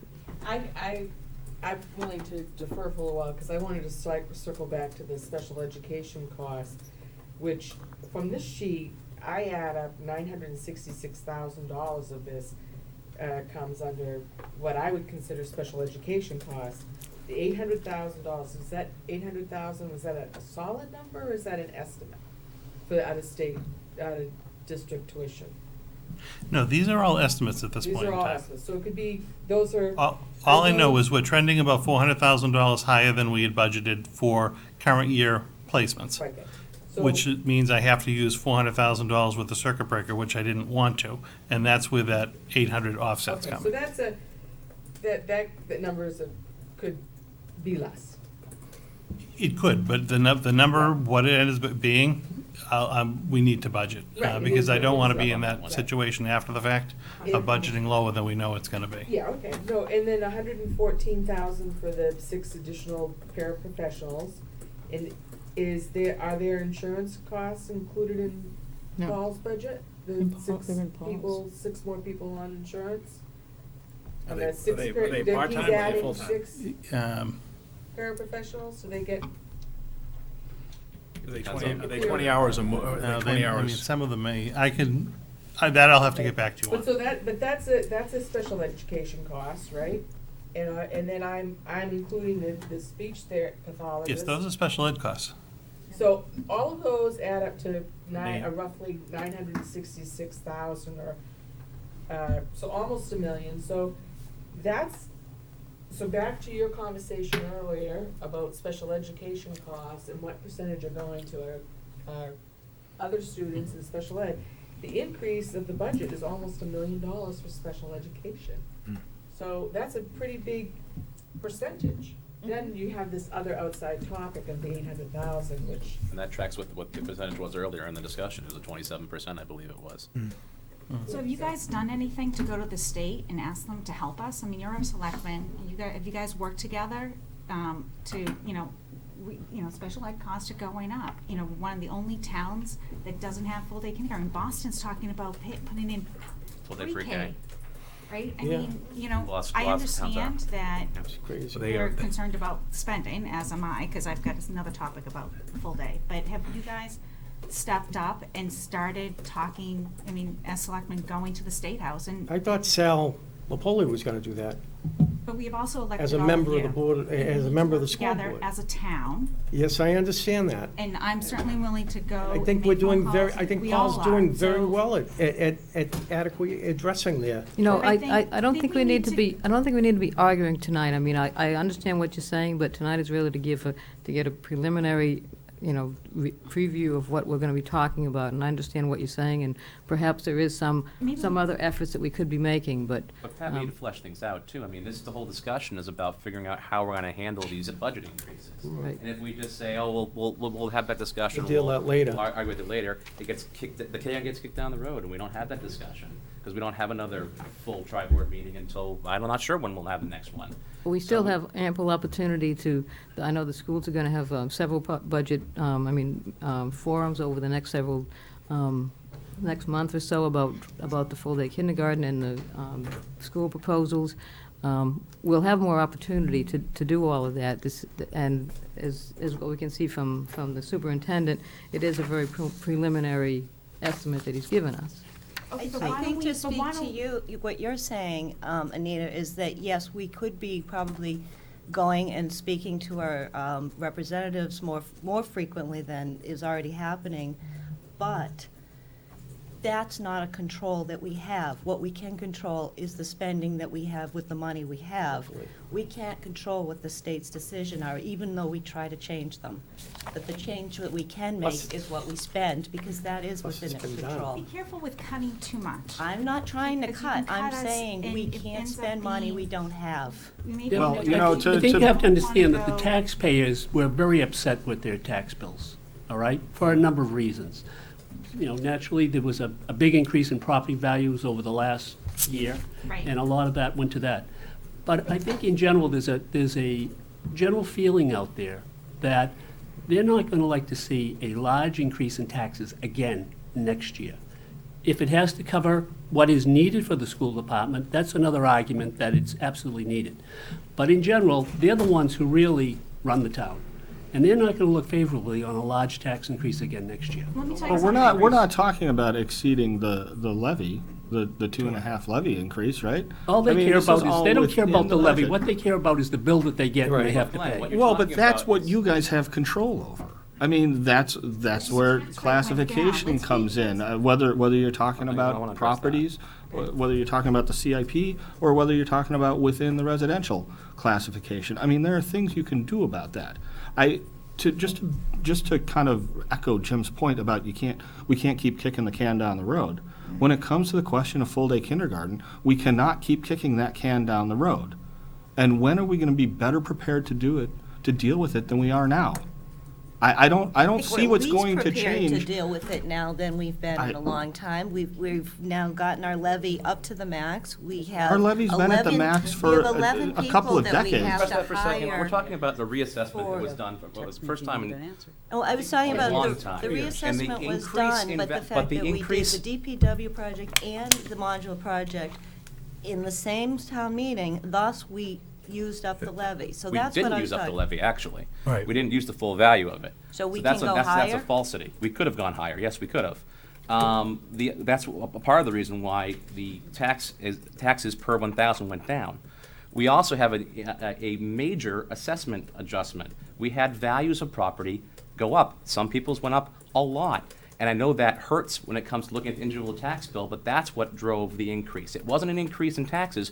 We didn't go over the 2.5% increase on Prop 2 for 2.5. This is looking at an assessment that changed the valuation of the properties based upon the market values. I mean, there have been multiple presentations, especially by Frank Green, especially before your board, that explain the situation. We don't- understand the situation. Well, but you keep saying about it, we have these huge tax There's increases. two parts to it. One is perception. The perception of the reality. average taxpayer is that taxes went up by a lot. And you know what? Now, Let me it was tell you, because mine went up, valuation. and I don't would gladly disagree with pay you. more if my house value went up. Because the valuation went up. I don't disagree with that. Yeah, but you could And that- probably afford it. Anita. No, I can't, I can't, but. A lot of people but that's can't. an There are a lot of people on investment for fixed me. income in town. I'd rather take the extra equity. You can pay, you can if you have PMI, you can take that extra equity, pay down your PMI. You have that extra equity. If you have credit card debt, pay off your debt, and you actually get your dollar for dollar what you're paying in taxes back. Old people don't do It's better than that. 401k where you have corporate where you're taxed 3 times. But Bob, this is also why we're looking at increasing our commercial base. We have to tack this on multiple. Done. It's done. We have to. It's increased? No, but Has we been opened up, Because the we split didn't opened look up like it. 129. Okay. Has the language been That- approved that's yet, a Paul? great job The by the language has not planning been board. approved yet. So the language has not been approved yet. That Thank hasn't you, I been was on the implemented. planning board. Yeah, you voted against it. You know, it seems that there's some undercurrent of us versus you. The school department is defending their position, and that's rightly so. The Board of Selectmen are defending their position, and the finance team are defending their position. We need to work together to come up with, you know, a legitimate situation where everyone wins, and there are no losers. You know, I watched, although I wasn't at the last school committee meeting, I did watch it. And there was a mention that the cost of the pods may come in significantly lower than the amount of money that the town gave to the school department. What happens to that extra money? You intimated that you could buy some extra pods with that, potentially. Or should that money be used to offset this this extra monies for all-day kindergarten? can't do it. Or what happens to it? Does the school department just get to spend it on anything they want? No, it's restricted to purchase of modular classrooms. If there were money left over in it, like any other capital article, it could only be voted for the purpose for which it was, or another borrowing purpose of a same or greater lifetime. So they could buy So more we modules. No, you could, Use just it like, for another you could project. use it on another capital project at a future time. Just like if we budgeted $1.3 million for a fire truck and we spent $1.1 million, we can't then use the $200,000 to pay firefighters. You take that $200,000, and if you had another capital project in a future year, you can apply that to that upcoming capital So assessment. does that money You can't, belong to the i.e., the capital state doesn't budget? allow you to borrow on credit to pay current operating expenses. Right, but does that money really not belong to the school department? It belongs to the capital planning team, per se? Well, I mean, it's monitored, it's taxpayers. monitored by the accounting department It's of the monitored, right, expenditures. right. And at the end of the fiscal year, we look at all of the capital projects, and if there's money that's left over, that money then becomes recaptured for new capital projects in the upcoming capital year. You could also send it back to free cash, couldn't you? No, No, you can't cannot, send it because back to- it's borrowed money. It's not, Borrowed money. it's not a. We borrowed it already? No. We haven't No, we haven't purchased borrowed it anything. already, So but it's we- been a- So that's why I'm confused. We haven't put the RFP out yet. Mm-hmm. We put the RFP out. We only spent half of it. We haven't borrowed it. Why can't we just We turn the will be rest? borrowing it. Because you though. also wouldn't know your final project costs either. Just because you get a bid award, you could have change orders and other issues that would. That's why you have modify. contingencies. Right, exactly. But so you can't just say, well, here's the bid amount, let's borrow just the bid amount. You'd borrow the amount as authorized, and then if you had a balance left over, you would then, because we know we're going to have capital and just as a recurring aspect of the town's operations in the future. So, you can't put it to free cash, you can't use it for another purpose. What you're allowed to do is under state law, you can appropriate it for a future capital project. Because, and again, we're going to be borrowing the money in June. This modular project probably won't be completed till August at the earliest. So that's why we wouldn't know the final cost in June. Well, I mean, if it was significantly less, though, I mean, from what you were saying, you could buy almost, what? No, I think the conversation that you may be referring to is, we talked about the bid is going out very soon, and we should have bid awards at the end of February. We had talked about the couple of the schools, the Byam is a good example, that should we include an alternate in the bid, that if the pricing came in within budget or under budget, instead of adding the 4 classrooms, because we know there's additional growth in that neighborhood, we're getting, inundated continually with additional students coming to the school. Do we ask for 6 classrooms instead of 4? That was the discussion. So if the bid ever came in and it was under budget and we were able to accomplish 6 instead of 4, should we do that? Personally, I think we should, if we come in within budget, because I think that would set us up better for the future. But again, we're not gonna know what the costs are until we actually open the bids, which is gonna be at the end of February. But we're trying to leave all of our options open in the bidding, to be able to at least secure the pricing from the companies as the bidding of the documents, to know, on the modulars, to know what the cost would be going from, say, 4 to 6. And the, What you intimated at the meeting was adding 2 modulars potentially at 3 different schools, which is 6 modulars, which is, Requesting pricing. at originally least. was 12? 3, 3, and 3? Yeah, but in the 3, 3, and 3, you were looking at, there was an additional room in the build-out that was more of like a teacher center, a teacher workroom. So we're not gonna have that built out, so technically there would be 4 spaces for expansion-type purposes. So there were always gonna be 4 spaces, so we're just talking about, do we request the pricing for it to be 6? and there are actually 2 RFPs going out, right? One No, is it's one RFP, One it's is for the just- modulars themselves, and one is for the Site site work. site The work. site work is separate. So, and they're about the same size, This- budget-wise, right? The site No, work no, it all, costs. it all comes in under the 7.9 million. Right, but the site work is Significantly ballpark. cheaper. It's Oh, a small piece of the 7.9. But I believe you discussed there would be some cost savings potentially with the additional classrooms based upon the amount of purchase at the time of purchase. And that's what you're, then that's what you're exploring, though, what the pricing would be. Just looking to see what the pricing would be, because sometimes there is economy and scale of actually just doing a build-out. Exactly, yeah. At the same time, you have a company come in to mobilize and to put a project together. And the cost for the site work is nominal, whether you're doing the 4 or the 6. So that's what was discussed. But we really wouldn't know if we'd even want to entertain exercising one of the alternates until the bids opened and we knew what the actual budget we were looking for was.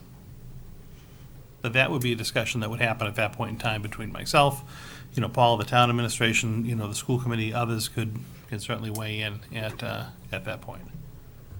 When we're done with that piece, can I just go back to school choice for 1 second? We don't have to do it now, but I just want to touch on something before we lose it. I just have one small question circling back to special ed, but come back to me Okay. when you're ready. I won't forget you. Mike had mentioned earlier, using school choice funds that we receive, and Bob, you may have as Yeah. well. We did actually, for the first time last year, so in the current fiscal 17 budget, we included approximately $230,000 of the school choice money as a revenue offset to our budget. We have approximately 50, I want off the top of my head, approximately 50 students that we're enrolling in school choice at $5,000 a head. So we're bringing in about $250,000 a year in regular school choice tuition. And we do have a line item in the budget, and that is assumed to continue for the following year 18. I built that into the projection of that $230,000 offset. So I want you to know that it is kind of a recurring revenue source for the budget at this point. It's not an amount that's going to continue to grow. What the school committee had talked about is over the years, they have built up a little bit of reserve there. The $7.9 million includes some costs for some of the initial furnishings on the modulars, but we do still need to buy curriculum and things along those lines. So again, off the top of my head, I want to say it might be about $550,000 or $600,000 that might be available in that fund. That could go towards one-time costs. But I would not recommend using that as a revolving revenue source, because once that's gone, it's done. The $230 that we're going to take in every year by bringing in the 50 kids certainly can be a revenue offset, and that's already built in. But that other pot of money is like one-time money, because it's going to go away once it's spent. So I would not be comfortable using that as a revenue source. Revolving. Can I ask a question on the kindergarten? I know you guys had voted not to increase or charge for kindergarten. How much would it be if you guys wanted to do that? How much would the 800,000 be per student or per family? I'm not in favor of taxing the parents more, because we already know we do have a split tax rate in Chelmsford. It's those of us who have kids in the school system and those who don't. Administrative purposes is what they want. Just from, so we know. Similar towns charge between $2,000 and $4,000 a head. You can't, it's an extensive sliding scale for that. It's not as simple as if you get a free and reduced lunch, you get a tuition waiver. It's kind of, there's steps along the way. If you are free and reduced, you will get a tuition waiver, but as multiple, looking at your income in terms of multiples of whatever the poverty level is, you get, as your income rises, you get a progressively smaller break. But I want to say Arlington takes in about half of their theoretical amount after they run all the discounts through, right? Now, whether they're a good demographic match for us or not, I don't know. They're not typically one of our comparable schools, so they may be a little bit more urban than we are. But just if you want to ballpark it, you're talking about 350 kids. So if it's 3,000 a kid, call it, 60. Mike, can I, Yeah. one thing? There's a couple of snags, though, with doing that. If you offer a full-day program for a fee, you have to provide at minimally a half-day program for free for people. So we would then have to figure out, because you're going to take a percentage of the population, and I don't know what percentage to bank on, but a percentage of the population would then potentially only do free half-day kindergarten. They wouldn't need to pay. And then you'd have the remaining percent doing the full-day program. So there's a couple of different, it's not just taking X number of kids times the dollar amount and figuring out, because there's a lot of variables with that. We could go back and look at other communities and kind of get some trend data on, what they bring in, but that would change the whole dynamic of the program, offering a half-day and full-day option. The other dynamic that it kind of changes is moving from a half-day to everyone in a full-day program also cuts out that midday transportation run. So if we had some students enrolling full-day, some half-day, we would have to keep that midday run. And again, it's something the committee will need to determine as we're getting ready to go out to bid on our next transportation contract, because that's going to change one way or the other come July 1. Going down that road, but it changes the whole dynamics of why the number of pods were selected. If you've got one pod could support two groups, being half-day, one is morning, one afternoon, maybe you don't need as many pods. And then that goes back to the town meeting, that the idea was sold that this was about extra space and really not about all-day kindergarten. But that would change the whole dynamics of how many pods you would actually need. If you had some children went half a I day don't know, I and wouldn't, so forth. I'm just saying that, I wouldn't that nickel and it dime it an was extra a long space. thought-out process, and tinkering with it at this point really just makes it even more complicated. Think about moving on to first grade, and you've got half a class who's had half the I curriculum. mean, I'm not for it, but, Yeah.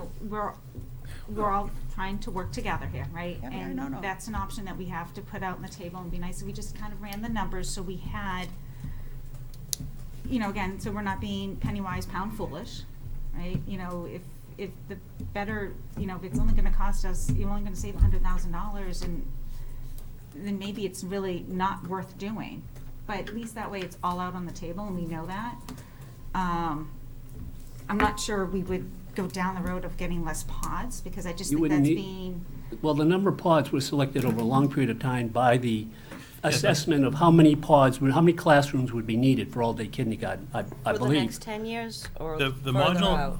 the modular classrooms or pods, whatever we want to call them, the number was determined based on the 10-year student enrollment projection. So the 10-year out kindergarten enrollment was the necessary number of pods. Now, our enrollment in the district is declining at the high school level, but projected to increase at the elementary level. So in the short term, in the immediate future, up through the 10-year point, and again, it's going to vary a little bit school by school because we enroll by school, the extra capacity in the modulars was going to provide some of that extra kind of swing space or a little bit of extra flexible space for non-kindergarten related programming in the buildings. Again, if the projection holds 10 years out, those modulars were going to be necessary to implement the full-day kindergarten program. But yes, there is some capacity in the short term for extra programming in the schools. Again, I mean, we look at the schools, and Byam is your perfect example. I wouldn't recommend cutting down anything from the 4 lower, because we know the students are going to continue to enroll. I think it's wise to still continue down this path. If the school committee, wishes me to look into some of these other scenarios of what happens in other districts, we certainly can. But there are a bunch of variables that get thrown into play when you talk about having to provide a half-day free program for students at the same time you're providing a paid full-day program. Throws it off. It does. And I mean, there's logistics and there's also, equity in programming. You wouldn't be able to possibly quantify, any of those early intervention, early identification services because you'd be dealing with two different populations of students. It just poses a number of operational And I think you matters. went through all that during the assessment. Everyone brought up the pros and cons of a dual program, and everyone agreed that that was not the way to go, that it was one or the other. Having the haves and the have-nots just doesn't work. And how do you implement it so that the right amount of kids are going to this school, or they're going to go to kindergarten over there, but then when they go to first grade, they're going to go over here? And I think everyone took that off the table as not being really the way to go. Oh, yeah, I mean, if it was strictly educationally, it's not an educationally sound thing to do. When you put finances into the mix, then you can have a discussion about it. But yeah, educationally, it is kind of right and equitable to have all students have the full-day program and not have your mix of students. And I think, again, those community forums were largely educational. It was educational people at them, and that's what set that direction. And one of the other things that I saw that is very confusing when you talk about level playing fields is that while you say full-time kindergarten, that could be anything over, 4.5 hours to a 7 or 6.5 hour day. So some of these communities are around saying that they have full-day kindergarten, and really they're just keeping the children past lunch. So you start to think like your kid is falling behind. They only have 2.5 hours, and some of these other children are only getting 4 hours. So I think that also the fact that several of the communities right here, right in our block, are the ones that are charging. It's because of the way that the funding is going out and the way that the finances of those towns. So we're Bill- trying to compete, but I think to put in a split program would not be as unequitable as everyone is fear-mongering right now. That, we're looking at all the worst possible scenarios, and in reality, we're really not that far off some of these other communities around us if we were to put something like that in place. Bill, Rick is transitioning to free-for-all full-day kindergarten over a couple of years. They are making one-time payments down, and town meeting is ramping up the support to cover that cost over 3 years. They're also, their industrial base is Yeah, much but higher. Westford is their numbers Westford here, is so that's. yeah. Well, Westford is expanding their Well, maybe- full-day kindergarten, and I have to If say, I don't. we use the Bill Ricker model, though, maybe we put in a fee-based program, and as we see the success of the 129 overlay, we can transition to 100% free, but we don't just jump into it because we have a cart, we have a horse, we think we do, but we haven't got it all together yet. And I think that going out and jumping into the full-blown program without identifying a new revenue source for it is pretty scary, because we have $4 million for the entire town's budget. And one of the things we can control is whether or not we have people pay for kindergarten. A lot of this stuff we can't control, but this is one thing we can. So of all the things there that we can control, we put it on a list of, can anyone think of anything else we can control? We could start with the capital budget, but there's so few things we can cut.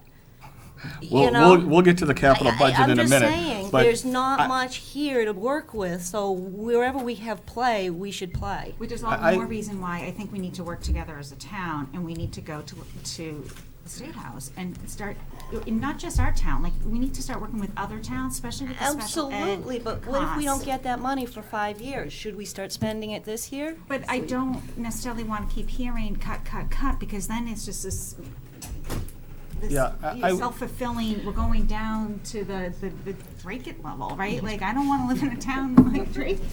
I want to You know, it invest, is- and, I- but I think that some people have said that what like, earlier in the evening, people said, oh, people are attracted here because of our good special education program. But I think people are attracted to Chelmsford for any number of reasons, including that they get a good education. We have and a they great live- senior center. We have a great senior center, we have, Great our- fire we- department. It's a police great place to department. live. It's got the Absolutely. charm of a little community, but it is a large community, and it's a great place to live, and it has a great quality of education. And I think the full-day kindergarten, I'm a proponent of it. I think it has to be done. I don't know how we're gonna get it done with the cost, but I am gonna say this. I think that, to say that it's okay for some students to pay and some students to get a half a day, I don't know, if you wanna sit Jim and I down beside each other and say, okay, Kathy, you can't afford it, so you have to learn all this stuff in 2.5 hours. Jim, lucky buddy, you can afford it. Let's flip that script there. Or however it works, but anyways, he gets the 5 hours to learn the 25 sight words, et cetera, et cetera, et cetera. And he's probably gonna come out of kindergarten knowing multiplication. I'm gonna come out stressed out, white hair, thinking, Jesus, am I gonna get through the next 11 years? It's a totally different scenario, and they are not gonna become compatible in first grade. They are not, but most studies show that by second or third grade, a lot of that is evened out, and I don't Well, know a lot of that things I. about evening out has to do with the age of the child. When you're like 6 months going into first grade is a big difference in age. By the time you get to third grade, things even out a little bit. But what you're offering as a town is not the same thing. I mean, equity is equity. I feel that there should be, I hope you get to have a full-day kindergarten program. I don't know how it's gonna get paid for, but it's not equitable to have some students go a half a day and then other students go a full day. So it's just not fair. Yeah, but those people pay they actually pay it in another way. They hire daycare or secondary care after the kindergarten, so they're paying. Some people do. Some people do. don't. Well, when I was in a meeting here where they showed those numbers, how much you pay, how much you pay, how much you pay. And it's, I'm sure some of them are people are paying, 5,000, but some of there them are are people- 4,000.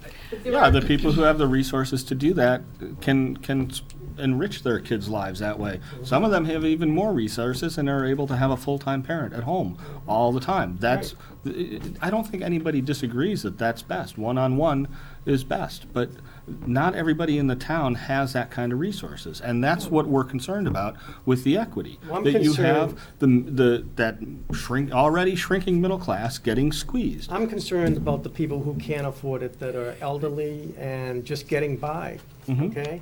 So my justification is that we can't afford it because those people can't handle it. And then a couple of years ago, I know there was a number thrown around that only 15% of the residents in Chelmsford had kids in school. But that's not correct. Well, I don't know what it is. I'd love to Also know a what it changing is now. number too. They're not, it's not like we're dealing with a bunch of vacant properties in Chelmsford.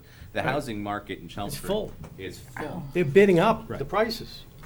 Yes, because people want to come, and But it's there not are a just for lot the of people schools, who- like she said, who it's not want just for this. the schools, it's for the police department, the fire department, Yep. I had a guy Yeah, tell it's- me, it- because of it's the a- bike path, he moved here, because of the bike path. And it's all in a balance. I agree with you, and I hear what you're saying, that it's scary to look at these numbers is. and see that these numbers don't balance right now. But this is early in the process. We're going to work through it. And I think it's time that the town stop being afraid of what might happen in the future. We have to say this is the right thing to do, and then we have to go out and make it happen. Instead of saying, "Ooh, that looks tough," or "Geez, I don't know about that." This town sometimes is afraid of its own shadow, and it's time not to do that. We're not going to do kindergarten in a half measure. We see the towns around us, the ones that do have the half-day, full-day splits, are trying their best to move away from it. We're not going to make the mistakes that we can see other towns have already made. We're going to do it. We're going to do it right, and we're going to do it once, and we're going to make it work. That's If you go to the Chapter 70 funding, there are towns, for example, Westford gets almost 17 million and we get 11. Even with that, the school department for many years has done everything they can with the money that they have, and making up that difference with quality of people and not spending really more money than you needed to, but developing a very efficient, high-quality system. And if you do that for many years, there's always going to be that gap in monies, that one town is more richer than another without trying as hard as Chelmsford. Chelmsford pays, to make up that difference, the Chelmsford taxpayer pays more than other towns to offset that and give it to the school so that that program stays solid. But there becomes a point where no matter what you do, you can't make up that kind of money forever. Sooner or later, you have to understand that it's starting to run dry.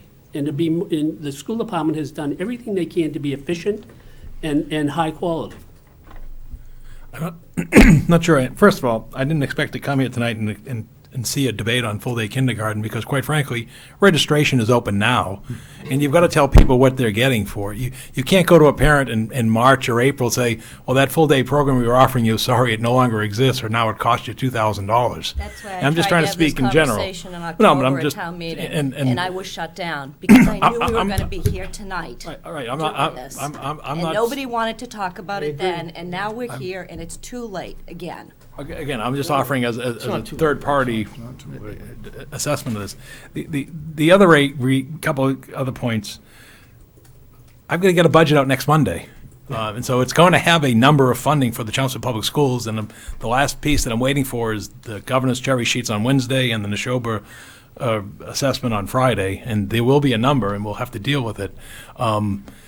I think what surprised me was, quite frankly, when I said that I would fund, the kindergarten, is I didn't anticipate this extra $800,000 for special education costs. My perception was we were sort of getting we were in a fortuitous situation because we no longer had the homeless people that were in the hotels that we were educating in our school system. Those costs with them, many of which were high cost, they're all gone. But yet we're still seeing an increased escalation of our special ed budget, which is sort of what I tried to highlight earlier, that this is a significant concern for the community, and that somehow we've got to get our handle around.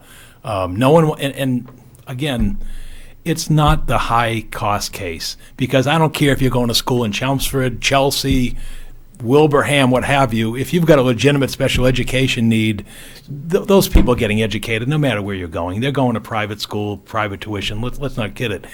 Where I think the costs are a little more on the edge are really the more discretionary costs, because that's where there's a difference. And I think that's what has to be looked at more seriously, is in terms of, well, why is it that we're paying more than Billerica and more in Westford in the aggregate? Is it because there are those challenges of whether a service is needed, or does it become sort of a program that once you get in, nobody comes out? Because, believe it or not, parents enjoy, in some respects, a special education program because it's an individual education program. Let's call it what it is. There are people who seek those services, not the needy one who needs a nurse and another assistant, but I'm talking the marginal cases where someone needs additional assistance. And I think what I've heard is that Chelmsford prides itself on providing the full level of services to its students. But I think we've got to recognize that there comes a cost with that level of services. I disagree with you. With 'Cause the I level of think services. My son was in special ed from first grade to fifth grade. He was in ELA. Right. He got, even a couple hours in the summer as well. But when he started doing well, we pulled him, the school recommended it, we as parents recommended him, we pulled him off. So I don't think, it served its purpose. It did it, and we took him off, and it wasn't, I don't think, directed by, the superintendent or, oh, we don't want this kid because it's costing us too much. I think, he got up to being straight A students. It's a And constant conversation. It's constant conversation, and it worked. Right. Now, I would argue that if my son if he had a little, he's a boy, he was a very active little kid in kindergarten, and, we gave him a lot of extra tutoring, but maybe if he had, that extra time, maybe he wouldn't have had to go on so early, maybe he wouldn't have, he would have caught up.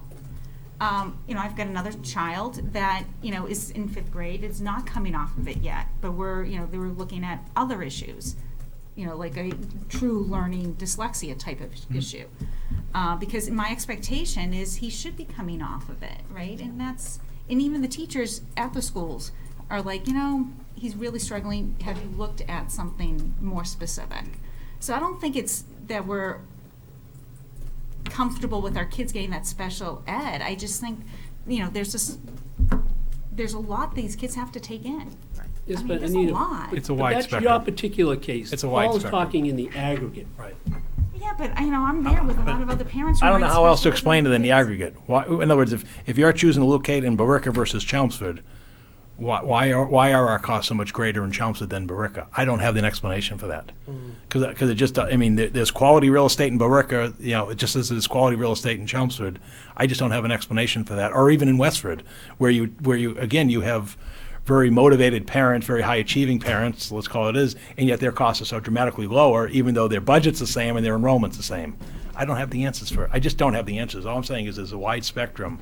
And again, you're not going to knock out the high-cost claims. We know that. All I'm saying is what you would focus on as administrators, and also the ones that become challenges, and that, as we know, it isn't just a, no, thank you, go away. As you know, it becomes very challenging, is sort of, that is the art, I guess, for the best way of describing, of managing special education. Right. I wanted to clear up one thing that Paul had mentioned earlier, as far as the, and again, not picking on a special population, but, the homeless students who were at Saturday, a lot high special needs students. The vast majority did not leave town. They basically were relocated from the hotel to the Byam School District. They were relocated out in the housing development, and they basically shifted from one school to another school. Their services shifted from one school to another school, but they didn't up and move to other communities. So we're still educating all of those students, just at a different school, but still within the district. Those costs remained. Our special education staff, we I think have very good special education administrators and coordinators that really do go case by case with students and families and figure out, what are the services that are necessary to be offered to their students to be able to, number one, stay in the district if you can, because I do feel that's right by the child, as well as the most cost-effective way of managing these cases. It's a continual, kind of reevaluation of the different students and the services that are necessary. But this work does take place. We're going to have the special education administrator make a presentation to the school committee later this year. This will be her first year on the job, and kind of, what she's seen and how things are shaping up.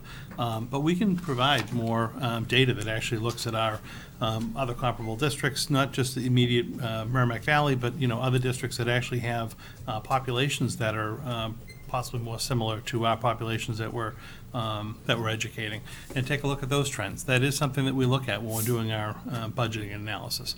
And I'm happy to provide that to you and to the FinCom and the Board of Selectmen at the same time. My question about special education was gonna circle around the projected enrollments and like CHIPS enrollment projection, like the program, like, do you see a percentage of students who are gonna need services increasing in the upcoming enrollments? I mean, is the CHIPS program growing by, 10%, so therefore that you're gonna have an ongoing, increase in your special education costs? I'm asking about, because supposedly the elementary is going to have a great, And that's what concerns me, because we have to really just look at trend data when we're dealing with, say, CHIPS and the youngest elementary school kids, because they're not our students yet. So they typically start doing their transition meetings with, they're in some type of an early intervention service that's non-Chelmsford Public Schools related, and around 2 years, 9 months is when they would transition to the public schools for programming.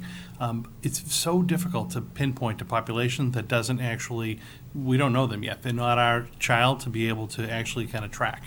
I don't see that population declining at all, particularly where our elementary population is projected to increase. argument would just say the percentage of students that are going to be eligible and need services will increase as that percentage increases. But I don't have, hard data for you. I can give you trend data because, again, the kids aren't ours, but we could look back over the last 5 years and show you, at the start of the school year, what was the number of students that were serviced and what were the different service levels. They move in, again, because it's all age dependent. So as soon as they're turning, the 2 years, 9 months, they're starting their services with us. They come in during the course of the school year. I can give you that information. Once they're actually enrolled in us, it's the kind of the babies now that I can't project a couple of years down the line. But I just know that, again, because that population is going to grow, and it's a percentage of our population, it's not going to go down. So we're going to continue to see those students requiring services increase. And on the other end of the spectrum, the students that are, we're responsible for them up to age 19 or 20? 22. 22. Yeah, depending on the child in the program. Some students, do graduate out, in high school, and they don't require our services after 18 and 19. Some students, we are legally obligated to provide an education until they're 22. So on that side of the spectrum, do we have like a number of students that are going to be dropping off soon? Yes, or- that's included in the projections that we do That's each year. all We know the included. students that are aging out. 100% we know the birth dates, so we know anyone who's aging out at 22. And what we have to do is actually make an educated guess on students who are under that age, but whether they're going to actually meet the graduation requirements. And we go case by case, the special ed staff, and they say, there's a high probability the student's going to pass. We took a look at test scores. We have the MCAS scores in now, so we're going to not include them in the budget for next year. This other student, it didn't make the MCAS number. We're going to carry them as a potential liability because the cost is still going to be there. But we do track that. Just real quickly from DESI, 2010 and 2011, the number of kids at the Westlands was about 100 to 105. Then in 2013, it jumped to 120. A couple of years tracked between 120, 125. Then it jumped again to about 130. It's been between 130 and 136 the last 3 years. So those numbers are basically twice the diagnosis, right? Because it's an integrated preschool. Right. But you can see there's been a noticeable increase over the last 5 to 10 years in the number of kids with diagnoses at that age.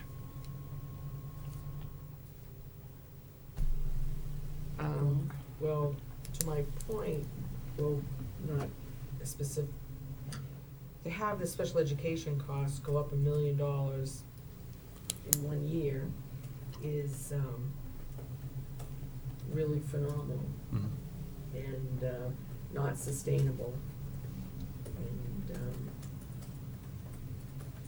it's a sad thing because it's going to mean reductions to in other areas. And that's really what the bottom line is.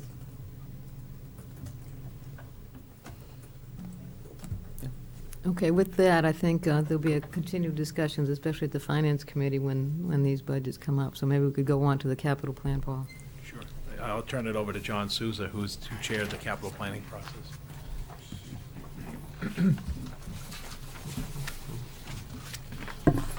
It's my pet.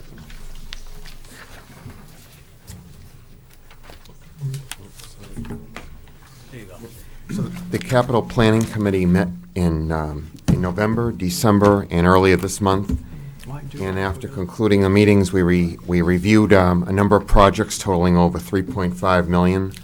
The proposed list that you see, you should have a handout that details all of the projects. The proposed funding level is just over $3.3 million. However, we do have bond premiums that were received when we sold our bonds last July. These are one-time payments that we receive from investors that buy the bonds. And as we got a little bit into a discussion earlier, these funds can't just be appropriated into the town treasury in the general fund. They have to be reserved in a special account. Bond councils advise us that they can be used to reduce the amount of the capital plan that needs to, that we would borrow for. So basically, we're taking that, we would be asking town meeting to take those bond premiums and apply them to the FY18 capital plan to reduce the amount that actually has to be borrowed. So the net amount to be financed would be $3 million. If we go to the next slide, This slide breaks out the capital items by functional area: municipal technology, municipal administration, the town clerk's office, community services. I won't read the whole list. Public Works is just over $1 million. And then school buildings and school technology, those projects add up to just over $1.7 million. If anybody has any questions, I'll be glad to answer the specific project. But you have a list of the items that make up the capital plan.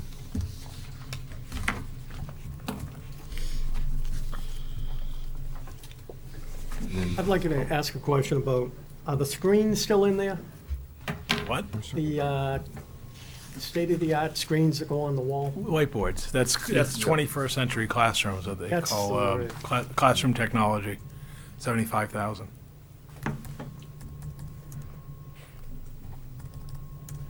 I'd like to see that gone. It's technology that's changing and becoming obsolete. Well, it's evolved. It used to be whiteboards. Now it's projectors and monitors. As we You were, yeah, get a plain old whiteboard for a lot less than that. right, it's not just a whiteboard, though. It's some type of interactive classroom technology. I know. And I reported to the finance group, well, not the finance group, the capital planning Right, capital committee, plan group. that we're basically down to about 2 years of funding that is left to be able to completely outfit all of the classrooms in the district with some type of interactive technology. Again, when this first started out, it was white, like smart board type things. It has evolved to, now they actually have interactive projectors or screens like this that actually are Right, yeah, interactive. yeah. So if we have this funding for this year and then next year, 2 allocations of the $75,000, we should be able to finish up all of the classrooms in the district so that every classroom has some type of new interactive technology. And then there was also a discussion, and we started to have it with the school committee as well, about, what cost should we eventually try to include in like operating budgets as opposed to capital budgets. But as you can see from our earlier conversation tonight, it's very difficult to build some of these items into operating budgets, which you could arguably make the claim that they should be operating, particularly when we're dealing with, just some of the increases that we are. But Are there any schools in the state that have every single room covered with a high-end whiteboard, classroom board? They're not just. It's not just whiteboard, like they've changed the The smart boards technology. are moving out, but we have them. Yes, We're right. not replacing smart boards, we're not putting smart boards Right, in rooms I anymore. understand that. We're doing it with, Apple TV or LCD screens and laptops and iPads. So the interactive is with a cheaper result. We're getting more money for our buck. So the Okay, smart so you're boards have getting- moved on. Yeah. Okay, so you're getting, you're using big TVs, basically. Well, maybe not that big. Well, but- again, some are, like if a classroom already has like a traditional, like not a chalkboard, but a whiteboard that you'd write Right, on. right. You can add just an interactive Right. projector so that it services the same way as like an older smart board would. Right.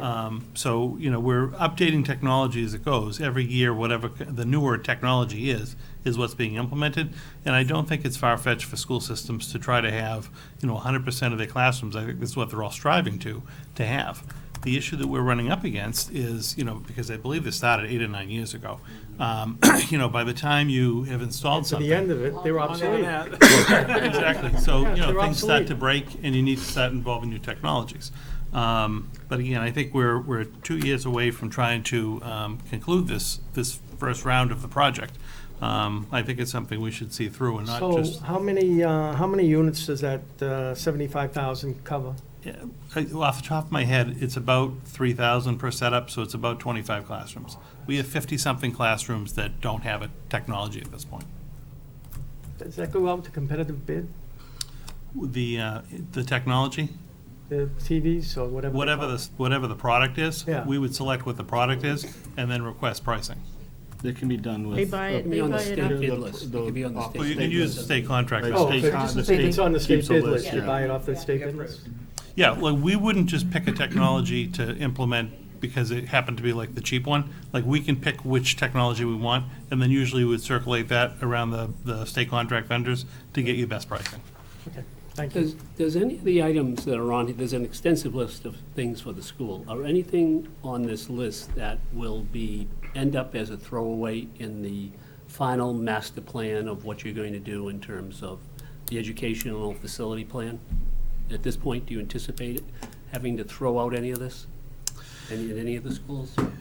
Yeah, I don't, given the timeline of any kind of a new school building project going forward. If you look at the school list kind of start at 16 and work their way down. You know, the first two are really necessary. The asbestos abatement is part of an ongoing plan. The water. Finish it? What's that? Will that finish it? No. No. No, I think Is that's that on going to be the. a particular school, or is it by area of a school, or? I'm not trying to put them on the spot, but Gary and Facilities is the one that actually handles that. It'll finish pretty much what's seeable and what is detectable. It cannot finish what is behind walls that has been there since the school was built. Will some of it be at McCarthy? Yes. Oh, yeah. Because McCarthy is, under one of your scenarios, McCarthy goes away. We're talking minimum of 5 years before anything can go away, 5 to 7. And actually, just to. You'd have to deal with the asbestos whether you Yeah, took just it to away or not. elaborate a little more, it's been out since 1998 now, the asbestos, and they have made some changes, which has forced us to do what we've done. At the beginning, they were just having you go after the stuff that was seeable, what people could potentially touch. Now, like for years, our tunnels, which are underground for the most part, they were locked hatches, or you have to go in a boiler room or into a room to get to them, you were able to put a sign up that said, you know, there's asbestos within this tunnel. Now that we've had so many years of the ability to abate this stuff and get it done, now the fear is an unlocked door that should be locked, and a student getting in or someone getting in, that they're having to go back and do those types of items, and that's basically what the high number was. The good news is last year we asked for 273. This year was supposed to be a match of 273, and we were able to get a contractor on 2 of the projects that came in considerably less. So as you know, we lessened this year's by 100,000. In short, to answer your question, you know, over like the 5 to 8 year period when we'd be potentially doing a project, I don't see anything here on the school side that could be deferred. I don't think it's a waste of money. You're not throwing good money after bad on any of these projects. So I have a question. If you look at what's been set aside for the schools, it's about call it 1.75 million. Back out the asbestos, the network and the security cameras and the classroom tech, you're talking about 1.25 million. In the Dorr and Whittier report, they recommend $16 million worth of work over the next 3 years. How are we going to get there? Well, I've asked the superintendent and the facilities direct manager and Gary Perschetti and I, that we sit down and do a 10-year capital investment plans for the schools. We spent $200,000 to do this report. I don't intend for it to go onto the shelf. I want to have this report analyzed and looked at and say, what is it that's must do, what is it that's nice to do, and what is it that we, you know, could hold off on given the uncertainty of what a building project will be. So I'm hoping we can have that plan for you within the next few months so that we all know where we are going forward. But that is the challenge, and is that it's not just the building project, whichever that may be. There are known capital investments that are going to take place in our facilities in the years to come, and thus far, again, there is no plan for that. Okay, yeah, because their list identifies almost 61 million Right. total in renovations and another 11.7 million in hazardous material abatement allowance. So, I mean, I think that obviously needs a little bit more study, but I don't understand where the money's going to come from right now, and I am concerned that when we're given a list like this, if we don't act on it, you know, we're just going to create another OPEB situation. We have to figure out what needs to be done, and then we have to go do it. We, as you say, we can't just look at this report and put it on a shelf. I can tell you the 11.7 million is only a number if you're gonna do away with building. Which would reduce It's because of the encapsulation we've done over the years, which is all legal and all fine. So that number does not have to be used Okay. or managed unless you're deciding to as a school building project, do away with. Do away with the building, So okay. if one's $1,000,004, then you'll need that $1,000,000 for that. So we're down to a cool 60 million. No worries. No, it's a little less, because I'm finding some of the things on there are done. No, So- it's 60 million with, they have, if you look at the subtotals, they. Yeah, that's what they I was don't- trying to get They to that don't point level. subtotal, on the far right column, they leave out the things that are marked as completed from that subtotal for each of the areas. And that's where the 61 million comes from. Yeah, again, there'll be some work that's done here that addresses it, but clearly, at 1.2, 1.5 million a year. Not gonna hit it. But that is to Paul, so that's our work for the spring, now that we have the report, to be able to sit down and really kind of go through it and almost come up with our itemized list, prioritized list, to then bring back to the bodies. So it's a lot of work to go through, but that's what I'm gonna be working on this winter and spring. Well, we're also analyzing the HVAC system, yeah. Well, that's part of it. With that as segue, one of the discussion topics, and we thought we would spend time on, would be the whole idea of what does it mean for a project? And what I've asked John to do, and I'll ask John to go through this, is, and we used $100 million, this is a round number, because if the project is 80, you can just scale it, or if it's 120, you can go the other way. But just to give you an indication of the numbers in our current debt, so I'll turn it over to John at this point. Sure. So what we're looking at here is, assumes a project of $100 million where the town would receive a roughly 50% reimbursement from the MSBA. So we'd be looking at roughly borrowing $50 million. These are just some real rough projections, just to try to quantify with the numbers that we're talking about. So if you borrow that over a 20-year term at 4% interest, this kind of details the principal and interest payments. And when we try to plan out, knowing that the school committee, school administration is going to be holding a public session soon. Tomorrow night, you're going to be weighing a number of projects. It's really just to try to plan out. I've had some questions from folks saying, how would this fit in with our existing debts, our existing excluded debt service schedule? So when you look out at the town's existing debt schedule, we're paying for the sewer system, that's kind of ramping down over time. And 2021 seems to be the first year that we really have a significant step down in our excluded debt of about $600,000. So it makes the most sense to try to plan the first year to come on in fiscal year 21. This graph shows the blue columns represent our existing excluded debt service payments from now out, and you can see it ramping down. Basically, as I said, the sewer system improvements, they're going to be winding down over the next, out through 2025, 2026. You have the existing, the $31 million school project that we're all familiar with that's been completed several years ago. That the debt service will make the final payment for that in 2025. What this looks at is if we were to add on a new project that would start impacting in 2021, and you can see that, so the amount of debt service that would be associated with the new project is shown in red. And you can see that for the first year, the debt service would go from roughly in the 4s up to 8, but then it slowly steps down over time. And then if you look in terms of numbers, you can see on this next slide, in fiscal year 21, our outstanding debt service for the projects that are already approved is $3.6 million. If you add on that first year payment of $4.5 million, you'd be up around 8.1. And so then the big question becomes, what does this mean for the average taxpayer? So this is, the first column has already been voted by everyone. So that's outstanding. If you look at the last column, the $571 includes $256 for the average person's bill for everything that's already been voted, plus $315 for this proposed project. And again, these are just rough numbers. And then it steps down over time, as you can see. I think my recommendation is, when you look at this, is you can see that when you choose the ultimate, and again, there's a lot of projects, a lot of discussion to be weighed in.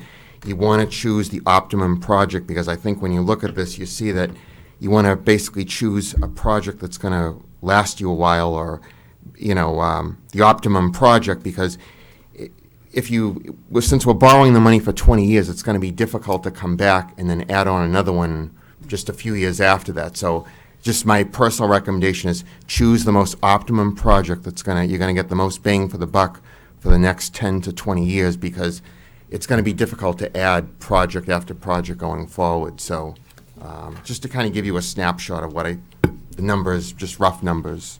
So it's an additional $315. If you were to borrow if you were to borrow roughly Less than $50 $1 million. a day to our, like it's less than a cup of coffee. And so, Yeah, go sorry, ahead. just kind of along those lines, the 571 is out of what's an average tax bill? Like the average person is, it's $6,900. And that's not, so it won't go from 6,000 to 6,500 or 6,600.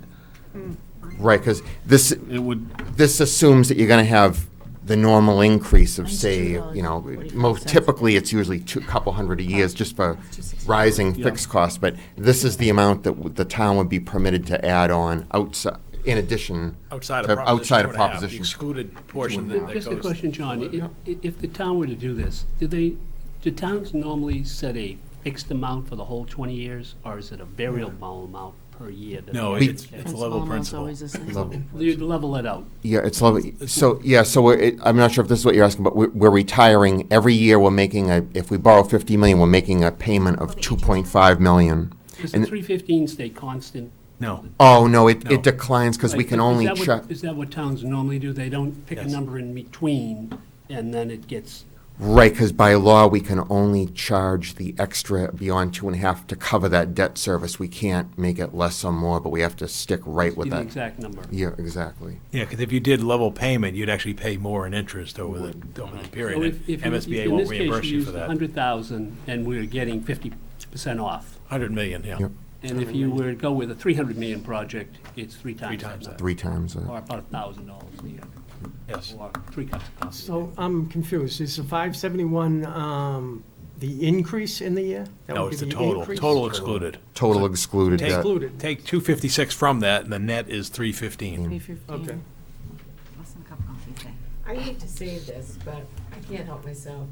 So, when we had a project in this town for $110 million, it was $169 was gonna be the impact on the taxes, and we would have 3 brand-new buildings, a high school and 2 middle schools, and we didn't get it done. That was, So now we're stuck with with buildings that need rehab and more debt coming up because we have to address our issues. And all I can say is I hope for once Chelmsford will learn a history lesson and present a project to the community which they can embrace and that we can get past, so we will have a long-term solution instead of Band-Aids going forward, because it's just phenomenal to think for $169, we could have had 3 brand-new buildings. But I guess this will be the last time that's I'll 50, say that was told you 15 so. years ago. I know, it was. Right. Question, Are they all brand new? I'm sorry, did I interrupt you? No, I'm done. One brand new. Question for John. The last meeting I heard with Doran Whittier, they were banding out about a 30-year loan term. Was there a reason you chose 20 versus 30? I ran a number of different scenarios. 30 is the absolute maximum you can borrow under state law. I'd advise against that because when we ran the scenarios, even a 25-year loan, you're going to pay so much more in interest.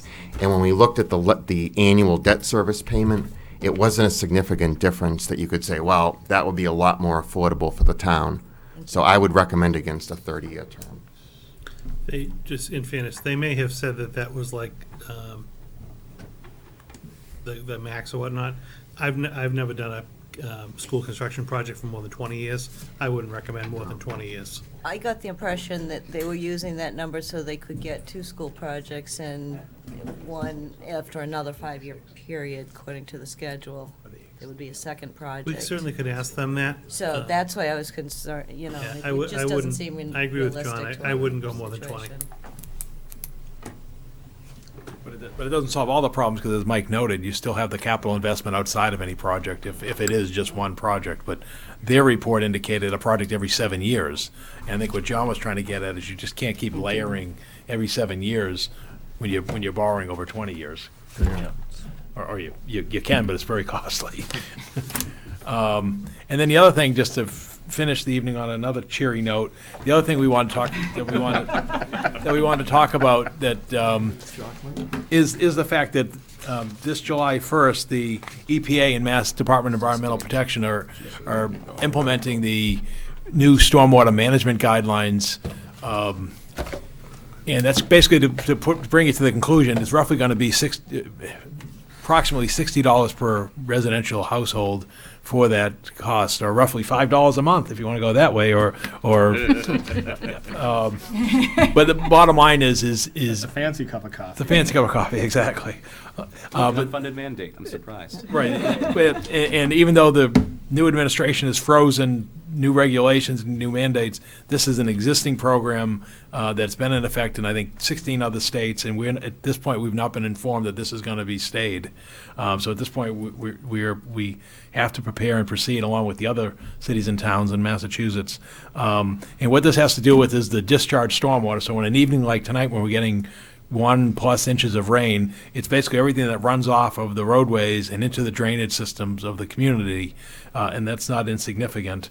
And this is all done through, federal and state consent orders on regulations, and the program includes public education, public involvement, illicit discharge detection and elimination, construction site runoff, post-construction stormwater management, pollution prevention for municipal operations.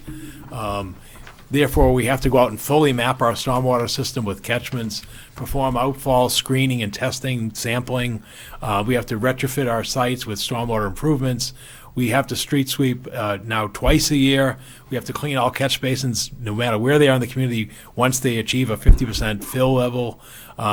We have to report on all retrofits by tracking the phosphorus removal every year, doing inspections.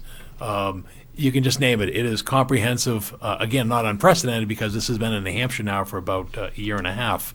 How this is going to affect us, in our case, we just don't have the existing resources to do this in terms of time, materials, or a funding mechanism that's in place. Clearly, it's not coming under the property tax, given our discussions this evening. So you need people and equipment to do it out. To give you a sense of magnitude of what we have, we're talking 23 square miles of area in the community. And we have over 650 outfalls because, again, this is an older, developed community.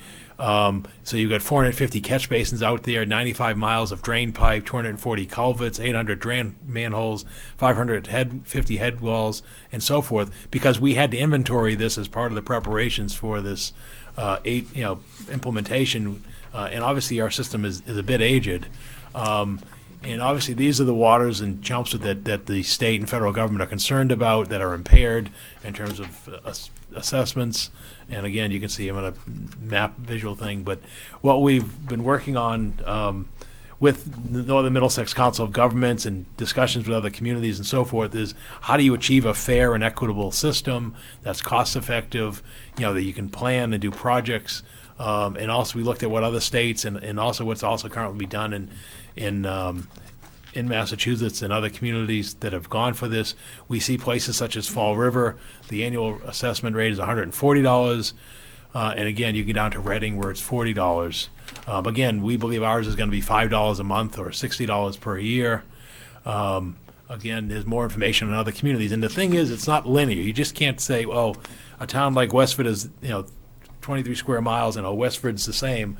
Well, Westford has a totally different and actually a more modern and limited drainage system than Chelmsford does. And so again, we look at other communities in terms of their square miles and so forth as we develop this plan. And, the good news is there is a benefit that, the federal and state environmental folks didn't do this, for the sake of an exercise. They are trying to improve the quality of waters bodies across the Commonwealth and obviously across the country, make them more swimmable, fishable, drinkable. And again, we're trying to stay ahead of the curve. So where we're going with this is what's going to happen is that town meeting, much like we will be requesting to establish an enterprise fund system, much like we have now for sewer. It'll be a standalone, separately accounted system. It'll have its own personnel, its own capital budget, its own operations and so forth, and be a separate division of Public Works, probably with its own color vehicle, so that we can clearly identify which ones are whom. And so it's a major impact, and again, you're seeing these discussions taking place in Barica and Tewksbury and so forth, because this has been years in the implementation, and finally the day of arrival is coming this July 1st when the program kicks in. So the difficulty, obviously, with a enterprise system and a standalone is, you get the funding system, and what it'll be is it'll be an assessment on a surcharge on your sewer bill twice a year of $30. For the residential and commercial will have a higher rate.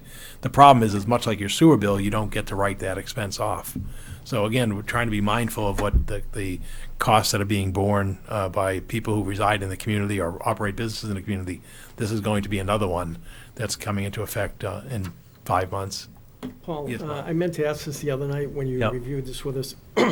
Is there any outsourcing for this?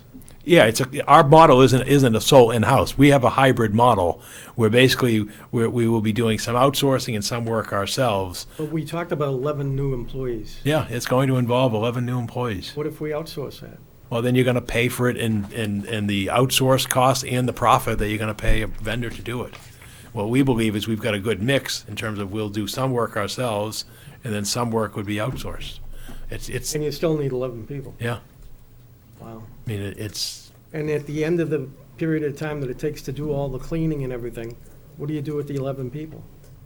they'll be forever there. They're going. It's not going away. It's not like a brownfield site. Once you clean it up, you walk away. It's gonna be a continuous. It's a continuous. It's never ending. Just like your sewer, it's just never ending. It's going to be there because. Meeting, you know? Yeah. Right. Yes.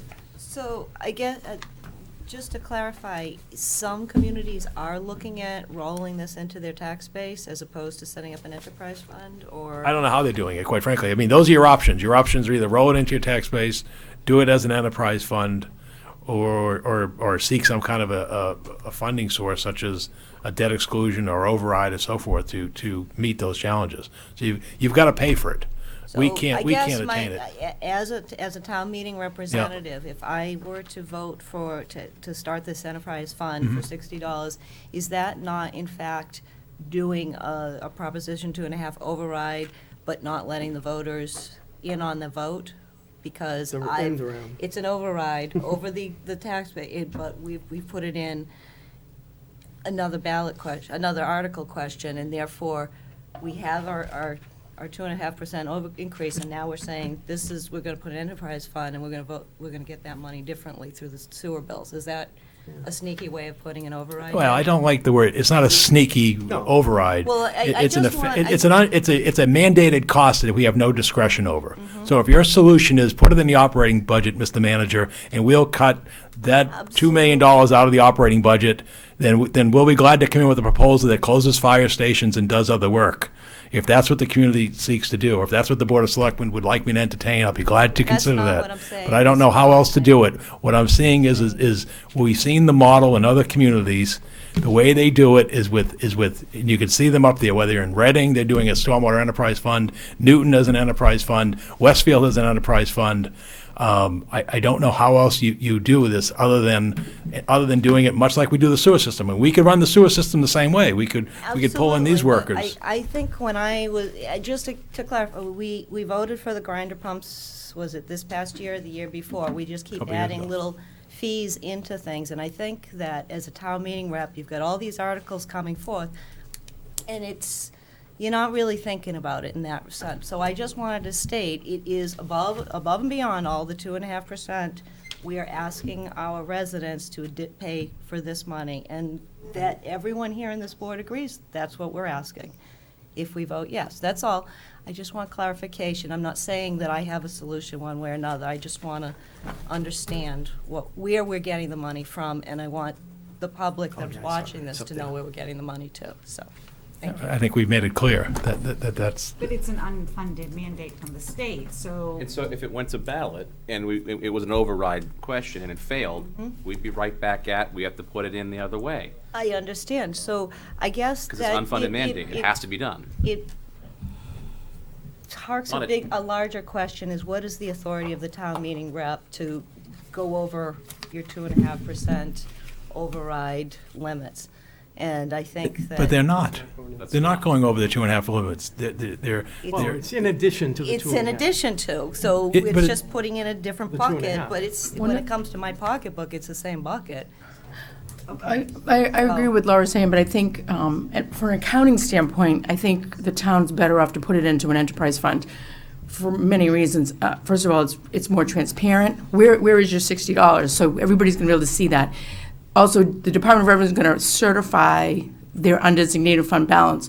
So they'll have a free cash number at the end of every year that they'll be able to set that aside for continual cost that's going to be happening in the stormwater enterprise.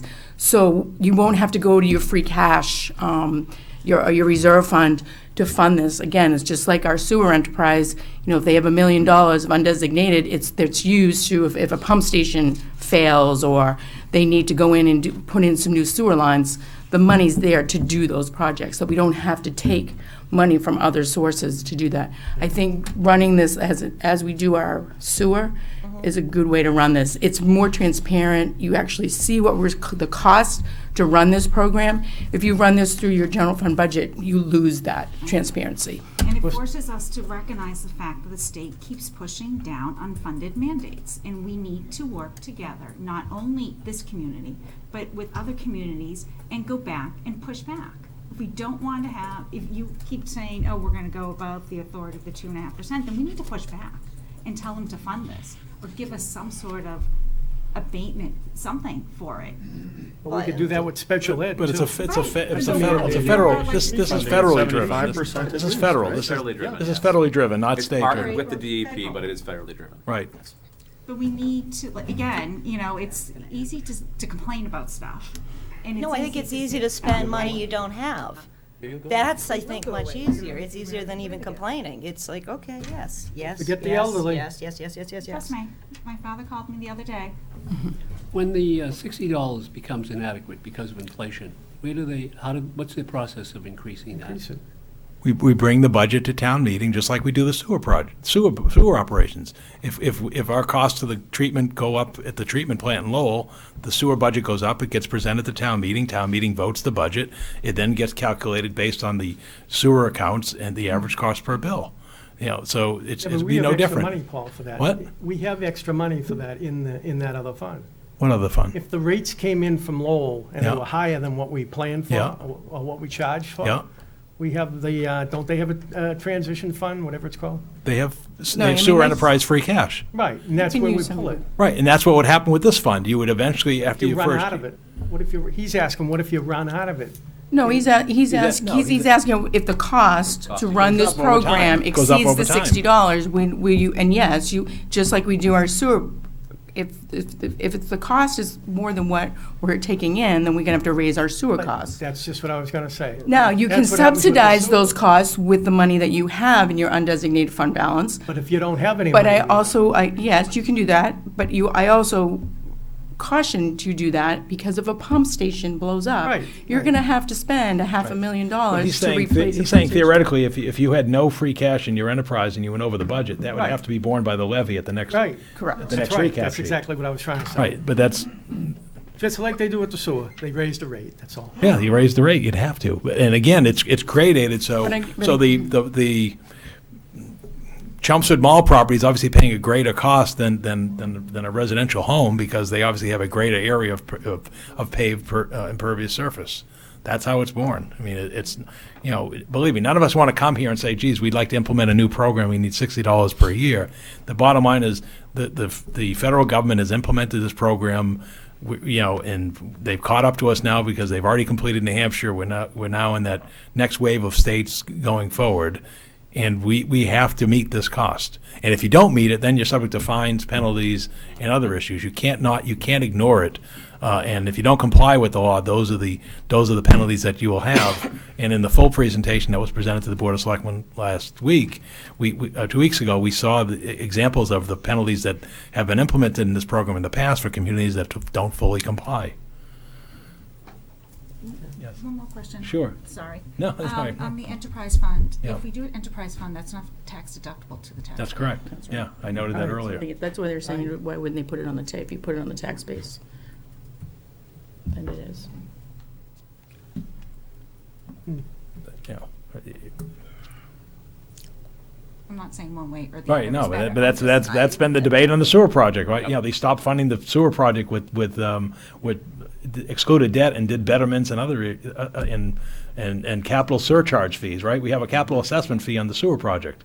That's not tax deductible, but that was the direction the town sought to go when they get tired of going to the well of the property tax, because the cost was there. The community made a commitment to 100% sewer the town. Now, unfortunately, we have a commitment, we've got 100% stormwater the town. And we have to do it all at once. You know, again, I hate to bear the bad news, but that's the reality that all these communities, Lowell, Westford, Tewksbury, Chelmsford, Fall River, you name it, they're all gonna have that.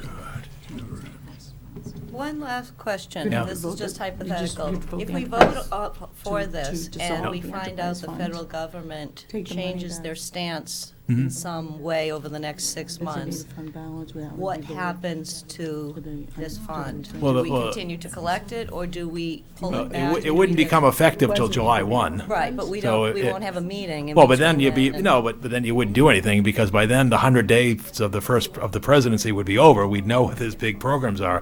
But you can't unpeel this onion, because this is not seen as a new regulation. This is an existing program and regulation that, quite frankly, has broad support across party lines. So I just don't see it happening. Question that has You don't been have to posed to change me, it. so No, I no, just want to. Side conversation, you're hearing Oh. 3 different people Oh, talking at the Yeah, same time.